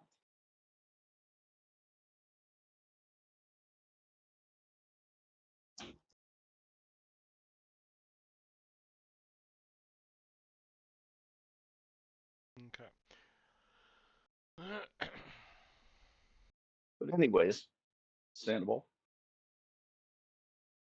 So I pull out my stole and I put it on, and then kind of gesture at Armando, like, "Well." Roll your. I don't have a knowledge fashion. So Exactly what I was hoping instead for. roll your Arcana. I just imagine Armando going, "Well, I mean, it looks like a nice scarf." It's nice. What do you want? If you want fashion, I can call Mercedes up here, but 23 on my knowledge arcana. Okay, yeah, this stole it from how you're kind of standing back and you do that picture thing with your fingers up around him for frame of reference, and he literally becomes the embodiment of some very noble, picturesque captain. You're pretty sure it does something to his charisma. Out of game, it's a +2 to your charisma. And anytime you perform a task alongside of the people performing said task, they garner a +4 inspiration bonus. This is the stole of exemplary leadership.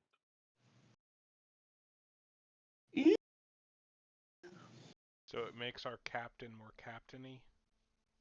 Yes. And while wearing that stole, it boosts my charisma to a 21. Hey. And so, with that, I need you to roll. What kind of knowledges do you have in the way of history or nobility? Both? Me or him? You. He doesn't have any. We established it. Oh, right. I have an 8 in history and a 9 in nobility total. Okay. Then you do not need to roll your nobility, as you know readily. There were 4 of these ever created.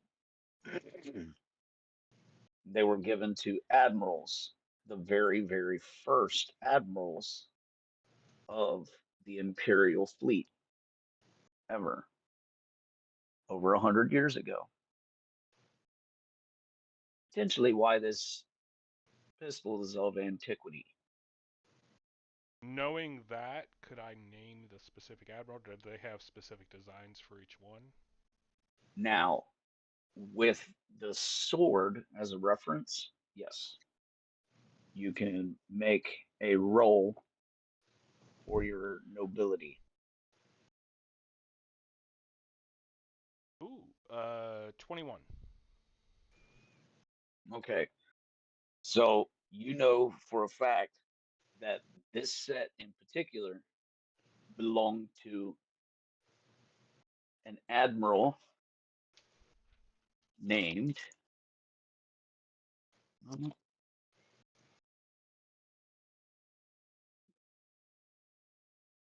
Marin.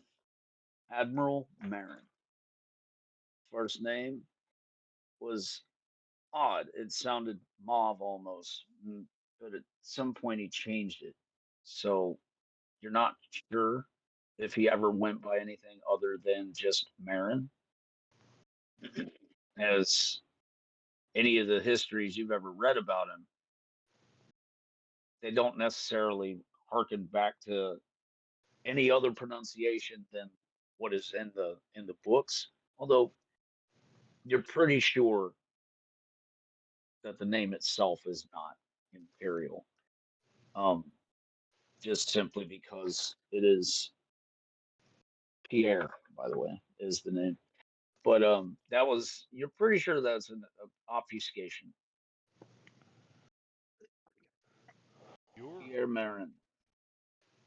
You have the gear of Admiral Marin? Where did you find this? I mean, that was next to a picture of some bloke.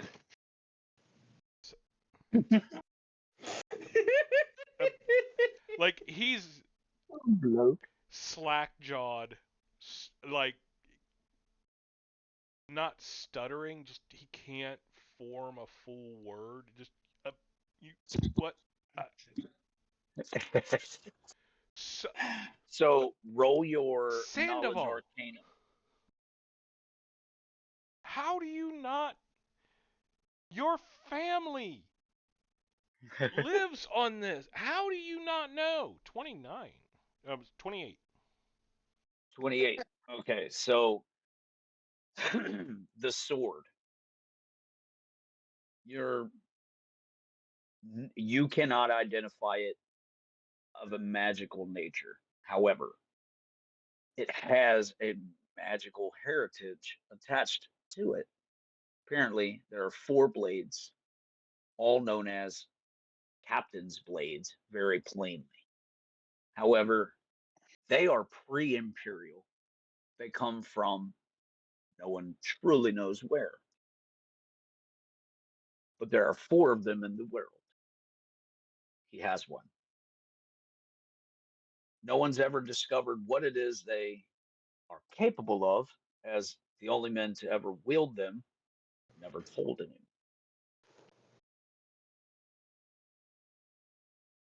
Are there any specific legends surrounding them? Roll history.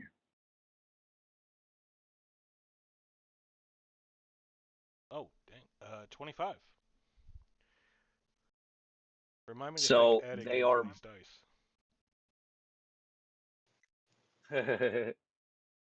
So legend has it that these 4 swords, as that's what they are traditionally called, as all of us in real life, out of game, have all discussed, the term sword can be used very, very loosely. So there's no clear distinction as to what style of sword, or whether or not they're just bladed items. That's not very clear. Most of the lore is not very clear. But there is a distinct number. There are 4 of them. There were 4 admirals. These 4 guys had these blades known as the admiral blades. They seem to be Ecclesian in origin. And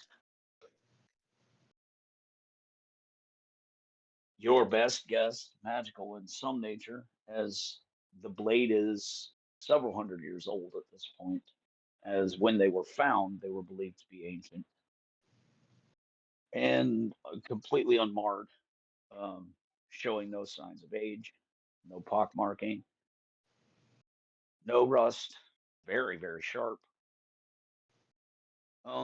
And there are countless stories of them being used. So they've seen combat.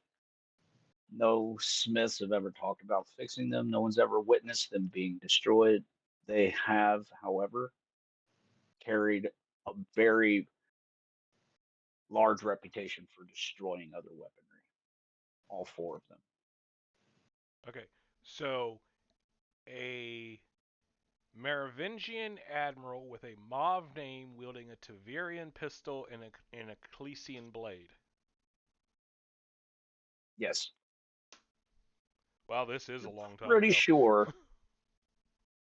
Yeah, you're pretty sure this is at a time when diplomacy reigned very, very high on the list for an early empire. So, So your best guess, 80 to 100 years ago, by the earliest.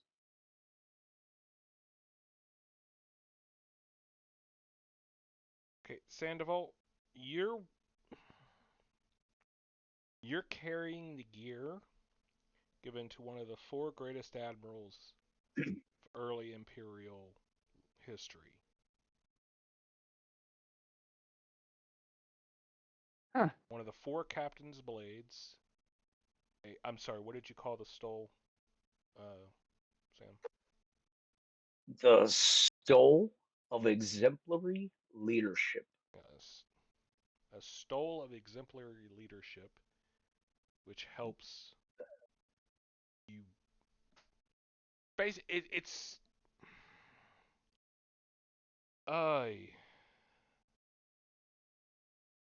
And I even say that. It was a Merovingian admiral with a mauve name wielding an Ecclesian blade and a Taverian pistol.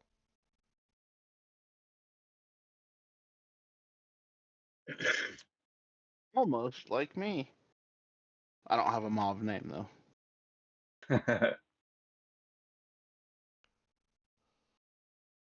Like, Leander, however, would chime in that that's from a long time ago, as the tradition of imparting a diplomatic or ambassadorial name in the Mauve Islands died out with the traditions that were killed by the Empire. And so we don't accept very many diplomats in Mauve anymore. yeah, that's fair. But it would seem some governor somewhere loved this man enough to name him some kind of false Mauve citizen. Pierre Marin, my ass, and he spits in the deck of the ship.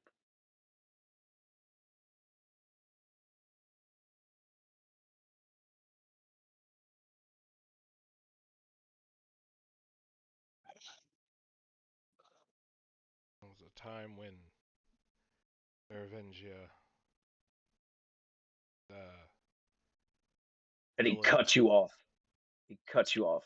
Sowed its greatest lies and killed our grandfathers, grandmothers, aunts, and uncles. This man perpetuated them. Do what you will with his equipment.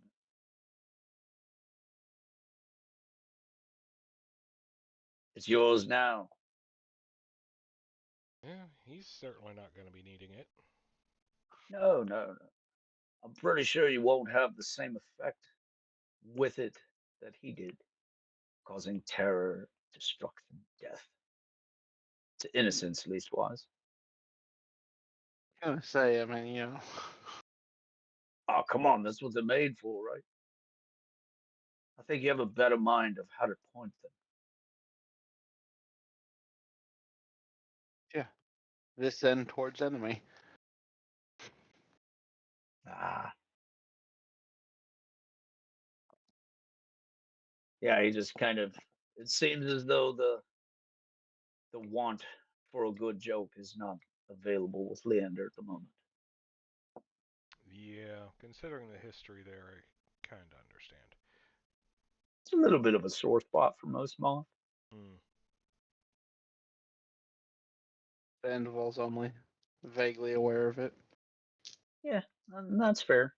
Well, That's it's why he's nice. not chiding. He's not upset. He's very jovial.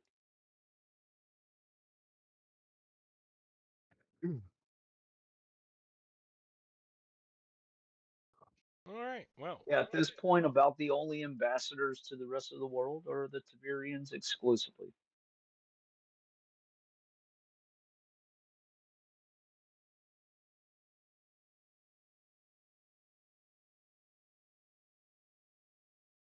Okay.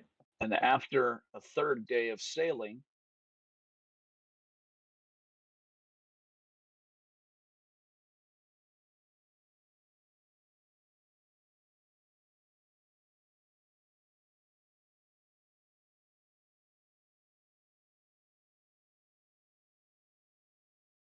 I didn't want to interrupt, but yeah. So what if the body being possessed by the Imperator was this guy? Well, then he's missing his stuff. Basically, like, oh, because he needed more of a reason to want our guts. Well, then, Armando, you're pretty sure if that's him, you helped him grow back an eye. You're not sure if he's happy about that. But that was the last bit you saw before he got sucked through the explosive, or forgive me, implosive arcane happening. Yeah, see, not everything I do explodes. No, that one was a little backwards. And it did explode, kind of. In reverse, Would that be an implode? yes. But still, it was an explosion of sorts. An explosion of healing, which is one of the oddest ways to kill someone, but That's Armando for you. He's pretty inventive. That's Armando. All right, so we have arrived at Cayuga Port. Yes. You guys, about noon, you guys are greeted by, well, firstly, there would be a call from the crow's nest as Ali calls down ships, ships on the rise. Um, they seem to be pointedly coming in our direction and of a Tiberian make.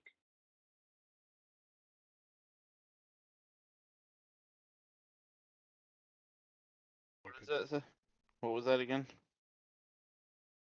There Incoming. are Tiberian ships incoming. Three of them. Sandoval would order a dead stop and order Yule to remove all crew weapons and lock them in the armory. Yes, as Yule would inform you, he has informed all the men to, and this was over the course of the past 3 days, hide most of the weaponry and stow the cannon somewhere, as he does not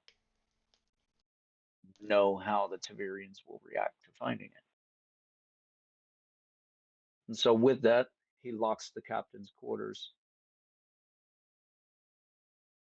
and orders everyone to begin a halt and an unfurling of the sail, or forgive me, a furling, unfurling, Yeah. Furling. Yeah, furling, a yeah. furling of the. All right, there you go. Yeah, a furling of the sail. And so you guys come to a relatively quick stop. At what point you are approached by a Tiberian ship, and from where you guys are, you can tell that the ship is laden with all kinds of archers, all of them with crossbow. Um, you are met by a man wearing full regalia. Not armor, however. This it's some cloth and some leather, but it looks quite traditional and potentially militaristic. His hair is done up in a weird shape to look like a hat. Now you guys aren't used to seeing this kind of stuff, except for Genji. Yeah, man, it's the Port Authority. Which I do lean over and inform you of Sandoval. Good to have clarification. Actually, I pause. Do you speak Tiberian? Sandoval would respond, "Do you not remember how we met?" No, yes, you do. At a game, I don't remember. So, hope in theory, Genji would have. Yeah, Sandoval would have said so in Tavirian. Genji would not have asked. Genji does Fair. not have 5 other games going on. That's very fair. Poor Genji.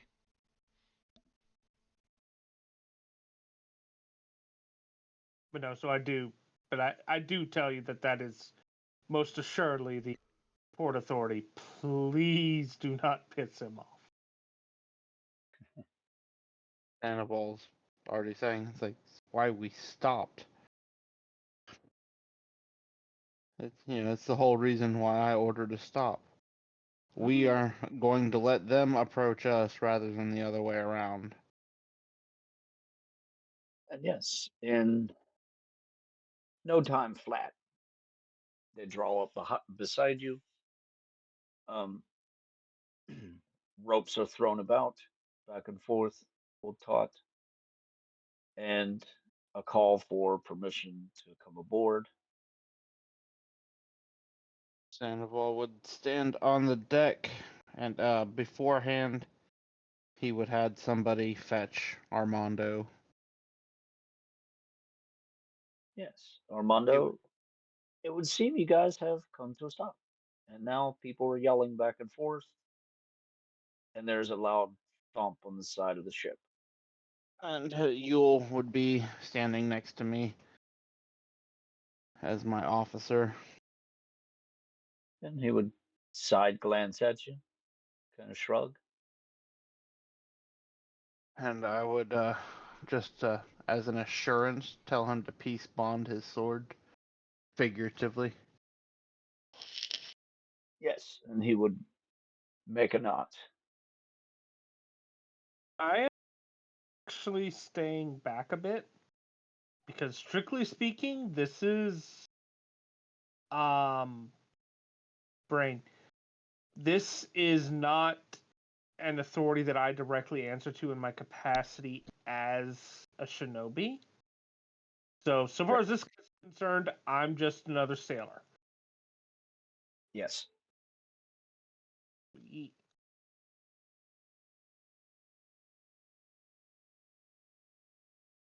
And I assume you give Yule the all clear to grant permission to come aboard. Yes, in his quartermaster voice, shoutings Yes. above me, as I'm sure the guy in regalia is not doing the shouting. And he would bellow back in Ecclesian, as he does not speak Tavirian, that permission be granted. And they come aboard. Permission being granted in Ecclesian, the Port Authority is speaking Ecclesian as he approaches. Do you speak Ecclesian? Do. Okay, then yes, as he approaches. What is the meaning of all this? First, he would explain their vessel's purpose. We were, as Taveria was on our original stopover for resupply, on our way to Ecclesia. However, we have picked up a number of vessels, as he motions. You can plainly see that are refugees from the Isle of Amastawa.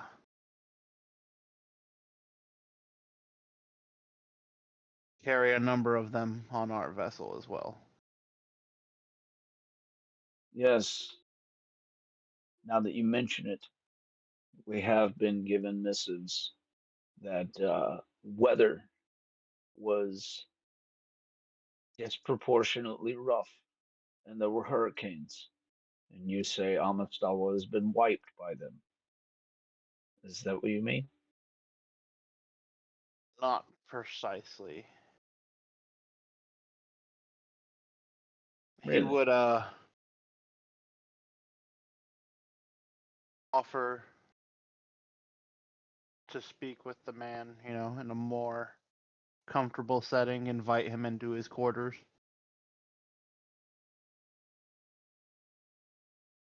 Assuming that Yule has hidden, anything that shouldn't be seen from sight, as is his tendencies.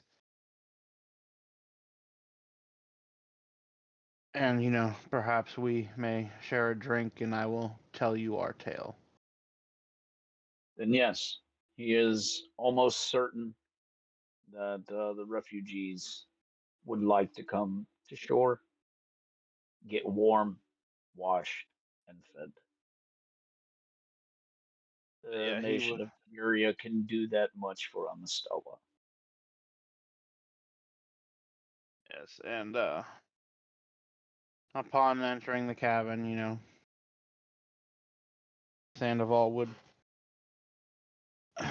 pull out a tea kettle and send it down to old Scupper John to fill. And while we wait, he would tell him that the hurricane, was the least of their troubles, as the island itself was assaulted. Assaulted, you say? By whom? None Another other, hawk invention? More Vikings? if only that were all.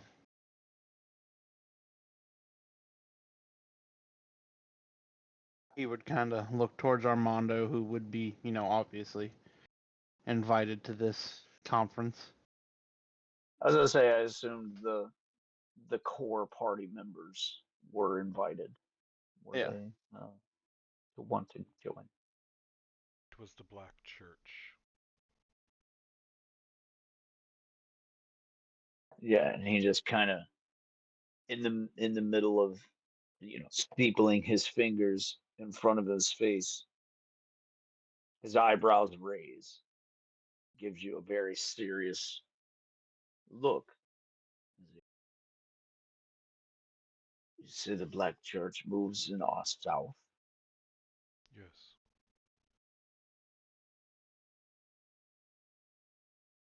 They had These declared are grave tidings indeed. they declared the whole isle and everyone on it Forfeit. Began to bombard the isle from shore as well as landing troops and slaughtering everyone they found. Men, women, children, he says with a growl. And at that, yeah, he kind of slams his fist on your desk, kind of potentially a little harder than he meant to. See, the nation of Tiberia is neutral in all endeavors, and you can hear his contempt for saying it as he says it, and we must remain so for the sake and safety of the Tiberian people. Through his teeth.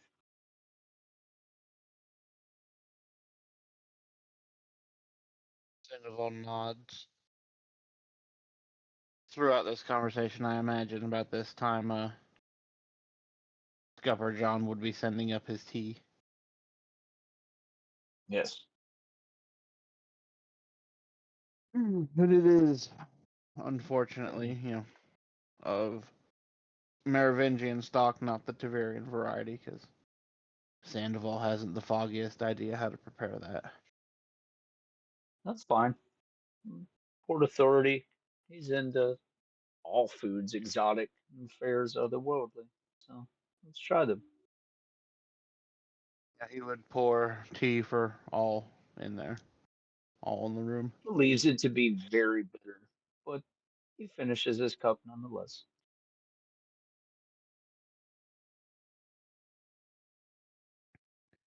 Yes, the Merovingian prefer their tea on the mintier side. He doesn't Little drink it smart. often, but He would prefer something softer. But, this is very full-bodied, very dark.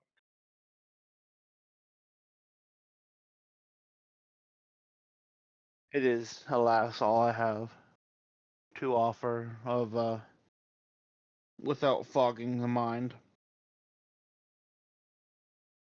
As he just gesture to a rather well-stocked bar. On prime display is a single bottle of Everexquisite.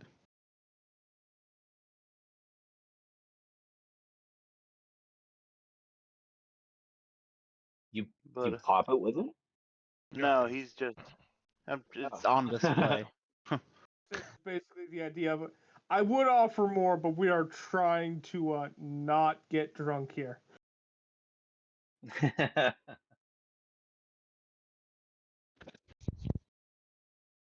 Yeah, and he kind of looking about your cabin. He just kind of goes, it would seem you have several stories to tell. Were I to give you the opportunity, I'm sure you would profess many of them to me.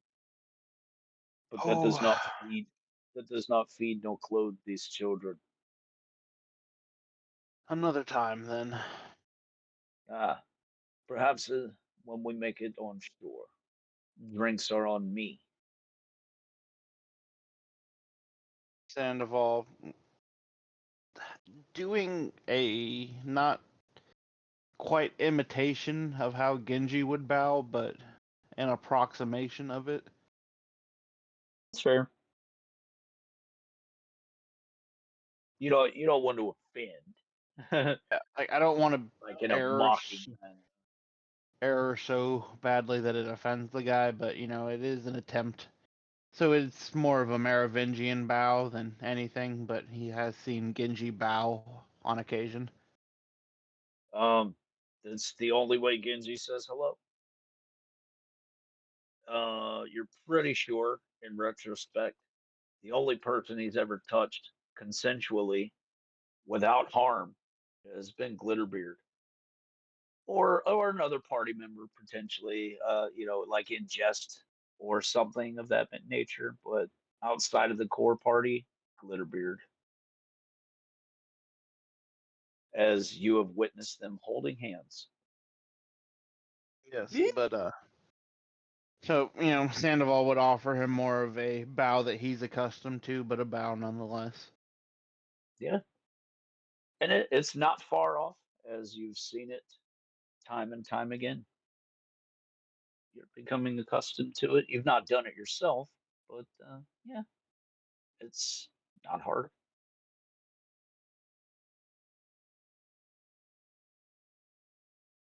And As they would, you know, detach and escort you guys ashore, which takes all of about 2 hours.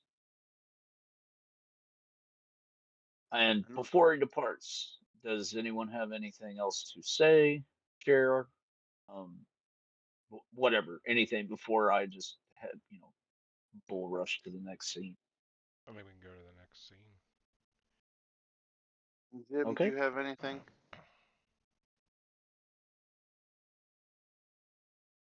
I don't have anything offhand. It's one of those. This is the guy. Okay, as a player, I can't think of anything offhand that I would feel the need to communicate immediately to this guy. Do you want me to do a wisdom check? You're in the room though, right? Right, I am. Okay. Make a spot check then.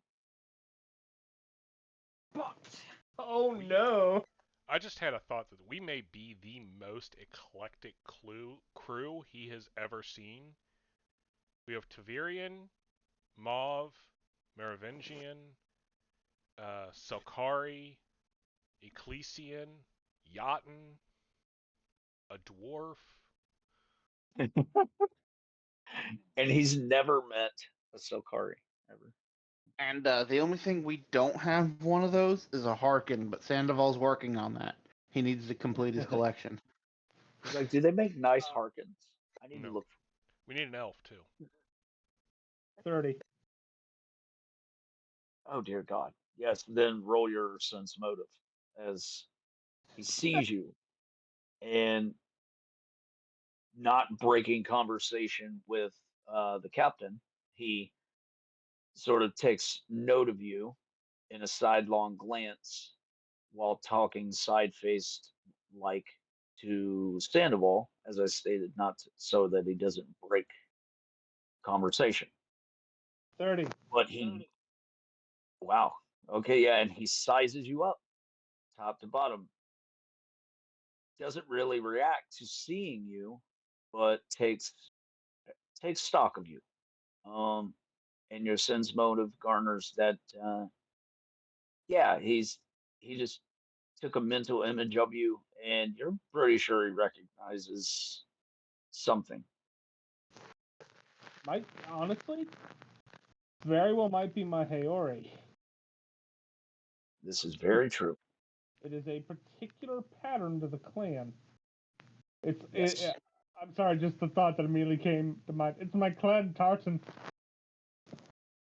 I mean, there'd be That's your similarities. scarf thing? Wrong word. Wrong word. Same concept. Basically. That's your scarf thing? No, the overcoat. Ah. The green. But yes, it seems he noticed you and took stock, and then you're not sure if he was sizing you up for potential threat or if he just was taking notice of you so as to reinsure what it is he's seeing. But yeah,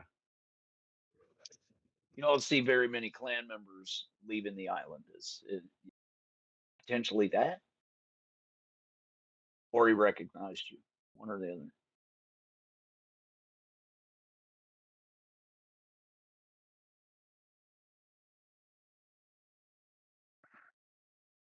But then, yeah, escorts you guys ashore.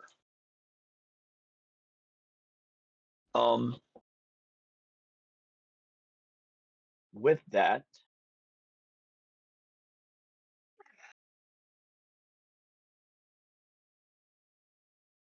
you guys make it safely to land, and there are a couple different, um,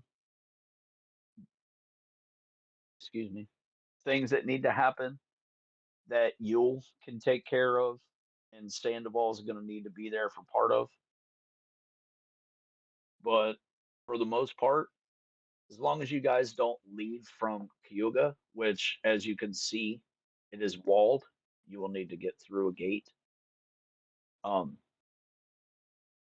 then they don't mind that you guys wander the proper.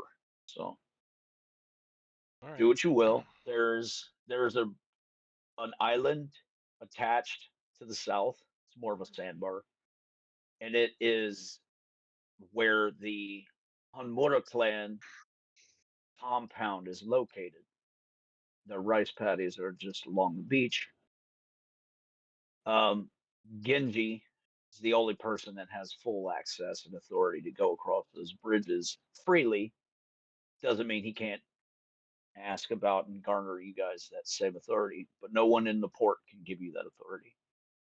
Okay, whose compound? Mora. Your families. Oh, yeah. No, this guy probably does recognize me, and I'm like, oh. Like, I gotta go, guys. My grandpa's gonna tear my head. Papa, put down a switch. So first thing is to make arrangements. We have a lot more people that we brought along than we were planning for, so I'm guessing our supplies have. They've dwindled drastically. Yeah. Uh, On top of that, just trying to make housing arrangements, because if we're in port, I don't want to keep all these people in the ship. No, the implication I garnered was that Is that what Yule's doing? no, that the Tavirians will offer aid to the refugees.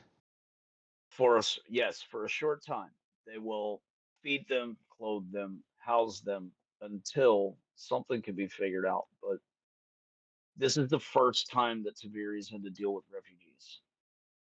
In a This long, is this is big. This is big for them, you know. Yeah, well, this is the first time they've ever had to have refugees here. They've dealt with them, abroad, but never here on the island. So Imagine the only thing they really get is the occasional like disabled ship that they tow into port. it's more time for them to put their money where their mouth is. They talk a big game abroad, about helping the refugees and stuff like that, and they do. They do a lot of humanitarian efforts all across, but they do it in a tenebrous manner.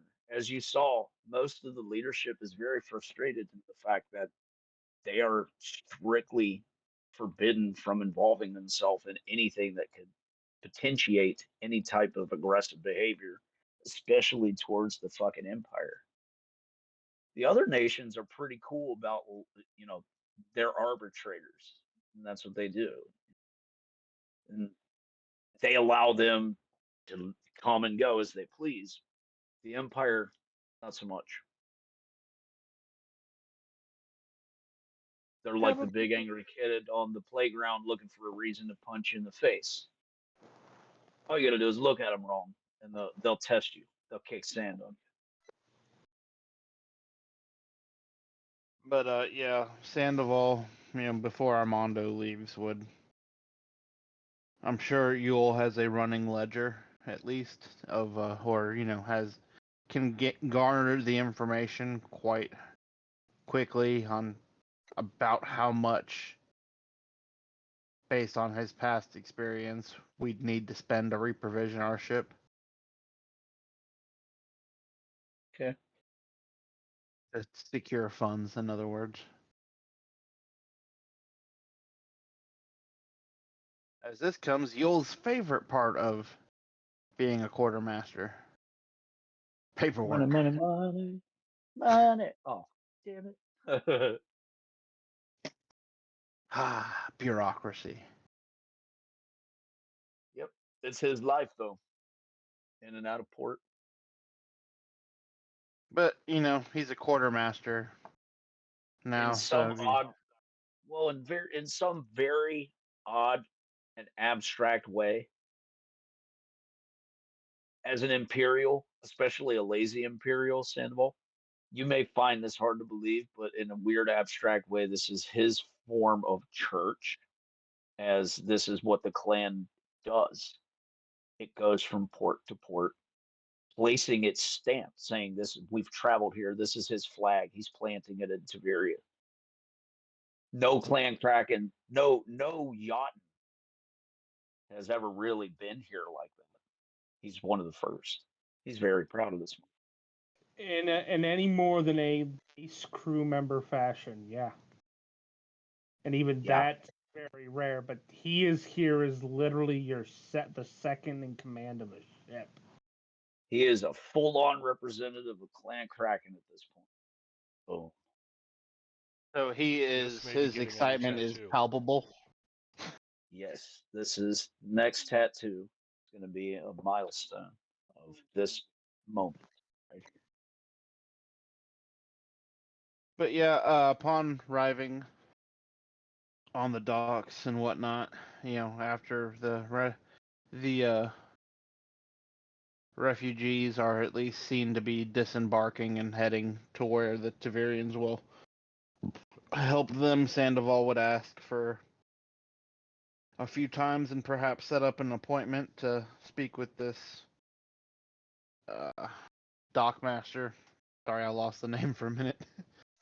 uh, the dockmaster for a more formal meeting. Okay.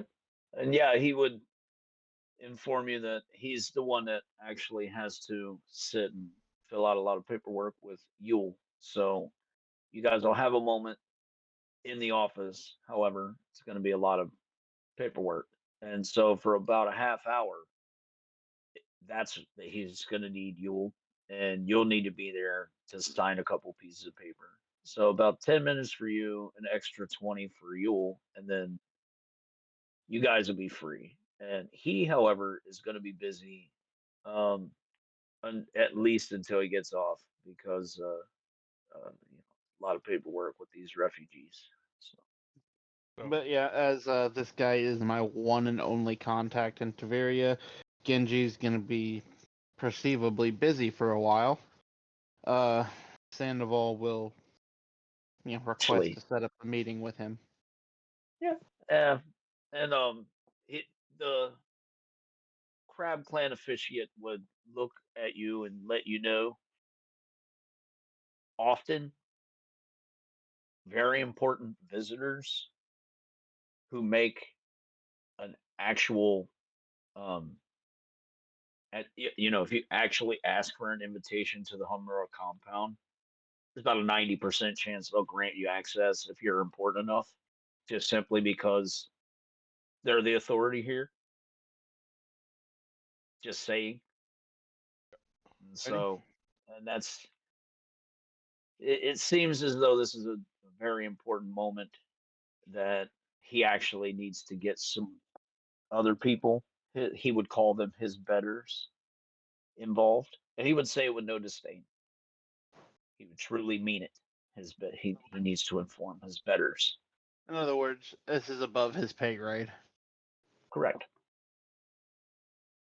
So, in the respect of not insulting the clan by just showing up, be having the best penmanship of anyone in the crew, I'm assuming, is Leander. Yeah. After said business is done with the stockmaster, which at some point Sandoval would have, done introductions and assumably got his name. Yes. Perhaps, probably on the ship, but not important for what I'm saying right now. But he would have Leander Pen a formal inquiry. yes, and we're requesting a meeting with them as well, and he would sign it himself and offer for Armando to also sign this Well, as owner of the ship. Armando needs to, or wishes to speak with them directly about another matter anyway, yes.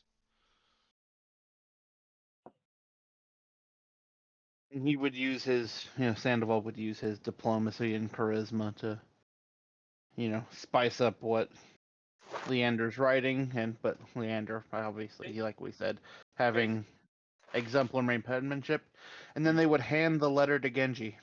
You want to spice up the bard's letter?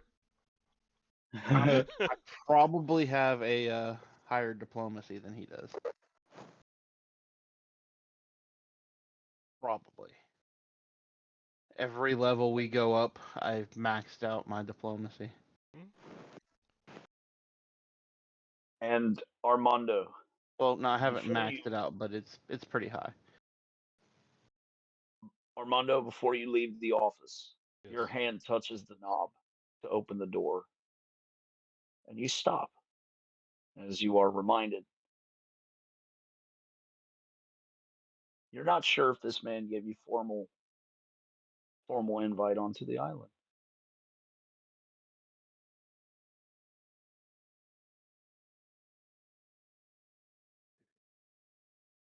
He never asked you directly onto the island. Right.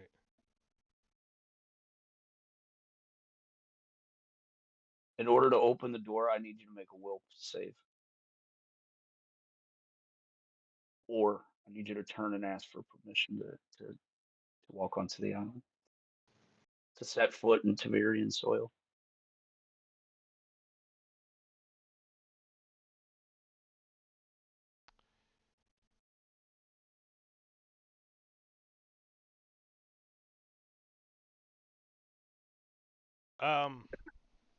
Yeah, I realize what I did to myself now that you say that. You're a vampire. No. No, but I'm actually closer to a fae.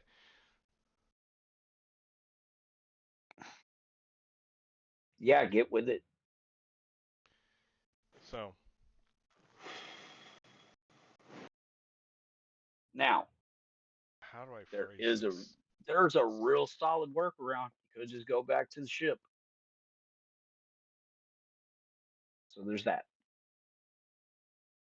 Or I could thank him for welcoming us to the island. And if he accepts that, then he has. Correct.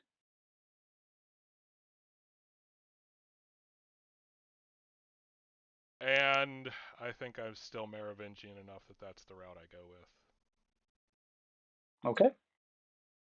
And yes, your formal thanks are not needed, as you and everyone aboard your ship, welcome.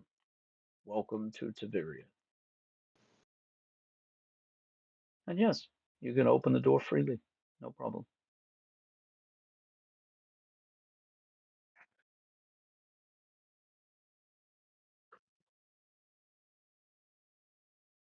Okay.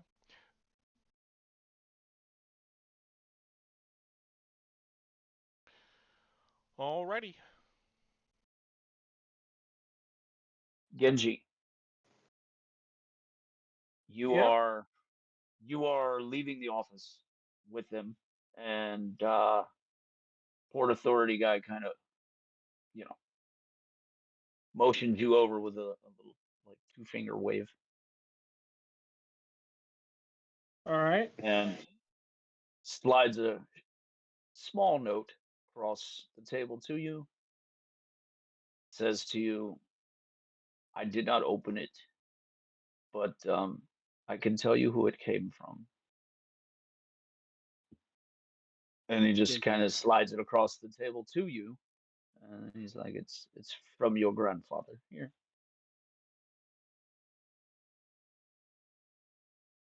Genji's already going. He's like, you say I can tell you who it's from, and Genji's like, I probably already know.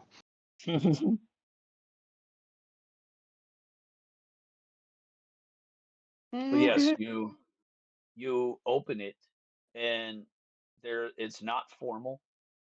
It looks as though it's been penned quite some time ago, as the iron filament is beginning to rust. Um,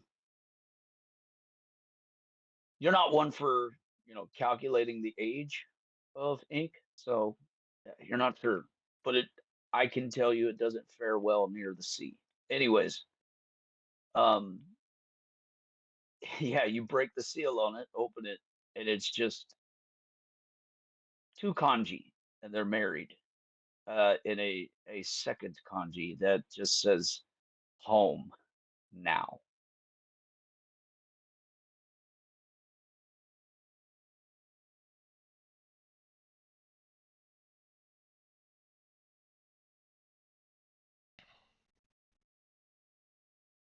Boy.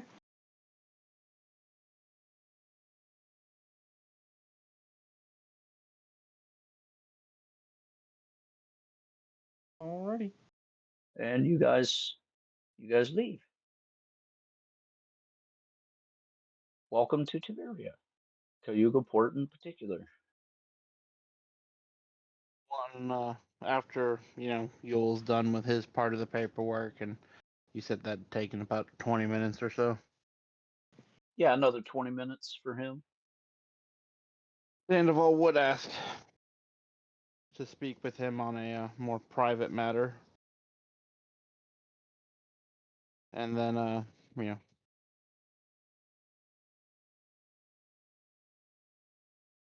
before Yule gets too deep delved into his revelries of buying His supplies and moment.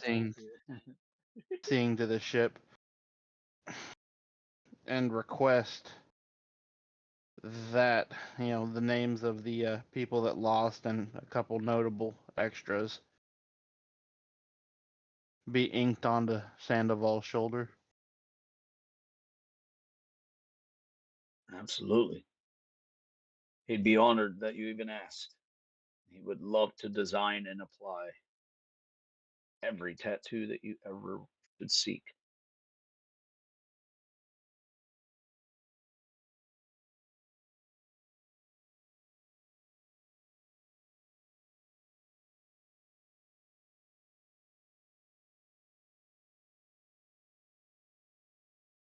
After hammering down a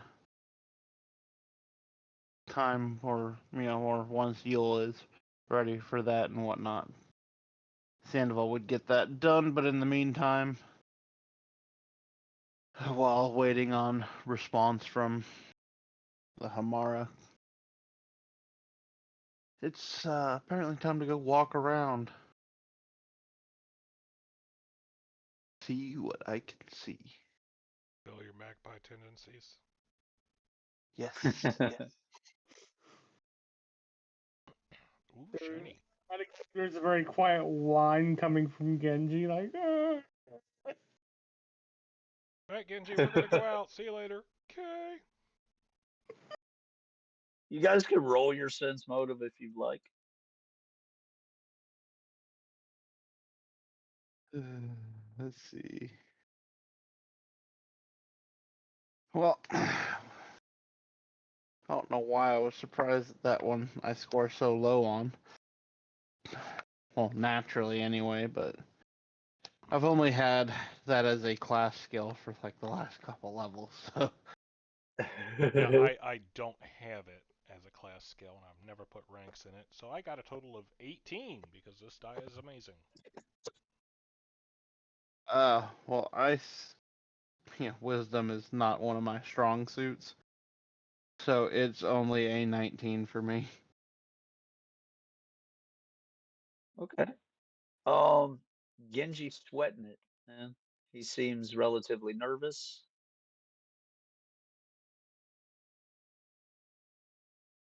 Sandoval does. You've not seen him this nervous or ill at ease, honestly. Sandoval, well, if I can make this extrapolation, recognizes this type of nervousness, as Yeah, he's been away from home for a while too. that's fair. He passes Genji a flask.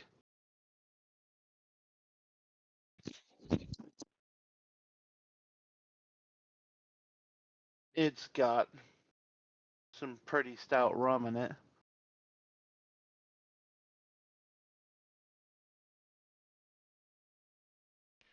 Out of take a game. shot.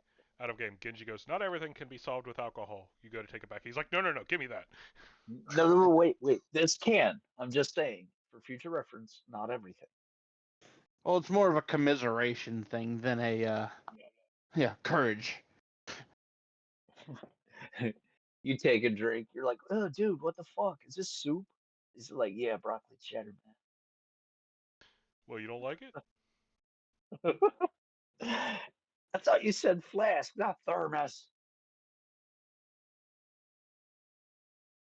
Don't get me wrong, I like broccoli cheddar, just not cold. In my coffee. It's body temperature warm. That might actually be worse, yeah.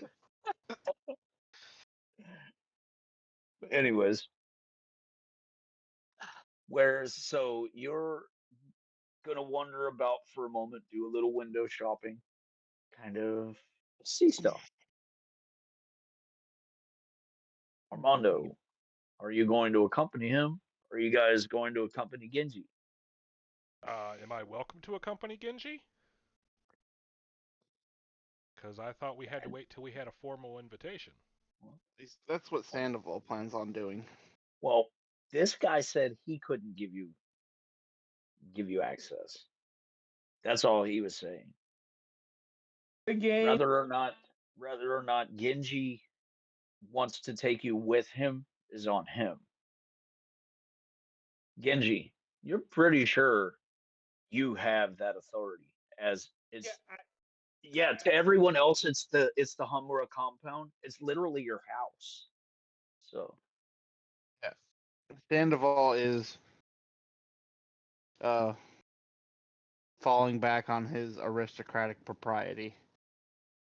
And that's fair. He doesn't know what to do in this situation, so he does whatever any good aristocrat does. He writes a letter. Stand on formality. Yep. So, Genji, I do tell you I have a gift I wish to present your clan.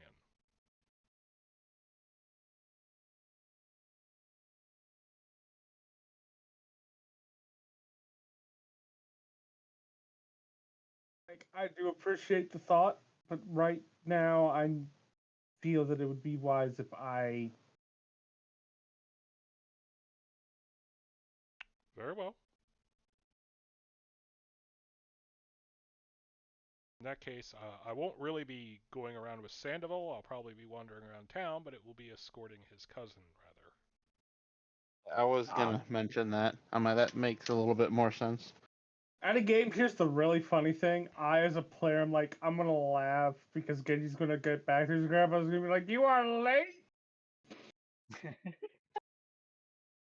for dinner," and Genji's just like, "Oh God damn it, your grandpa! I was on a job, Grandpa. No, you cannot be late for dinner." As he points at a pot of charcoal. It used to be food, but it's gone to charcoal now. Like, You will not leave until you finish every bite. Your grandmother spent so much time on this. It's been simmering for months. Grandma's off to the side laughing at me.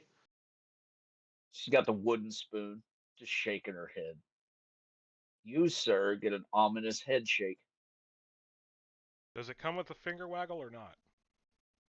Spoon wag. Oh. Yeah. I will pray for his soul. Jim, you're gonna need to make a new character sheet. You got spoon wagged. All right. 40,000 damage. Not sure what's worth, rocks fall or spoons wag. But I have resistance. It's Gam Scowl. It's emotional. It's Gam Scowl. Yeah. I'm so emotionally distraught. I got the Gam Scowl.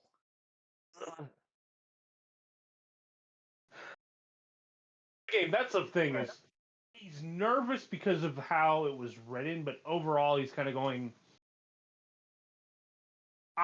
I'm like, I chose to stay out because I felt that there needed to be someone, keeping an eye on things outside the islands. Well, there are people. Yes. You felt there needed to be somebody keeping an eye on Armando. There's also this. When you left, your grandfather never put a time to it. He never said, be back by this time. True. So very likely the home now indicates that something is going on at home. Correct. Which honestly is more of why I'm nervous. I'm not expecting to be in trouble. I'm going, oh shit, what's happened? So I am moving, which Genji has a moment where he's like, I feel like I'm moving too fast. So he pauses. Right, I move faster now. He's like, I know how long it should be taking me to move through these streets, and I should be back there. It has been a year. Yeah. And, having a +10 to my move speed. Yeah, you're very right. You move a little different now. All right. But yeah. So I will head to the compound. Okay. So I'm just pointing out it is 1 o'clock. I'm good to keep going. Is everyone else good? I kind of figure we all are. We're all night shifters, but yeah. How about this? I have at least the next 2 scenes ready, so we can go in so much as that far. However, It's up to you guys. Okay. Time-wise, what are we looking at? It's a lot of heavy role play. So it could drag out. So yeah, Well, how about this? I'll stop this recording and then start another one because this one's already at almost 3 hours. perfect.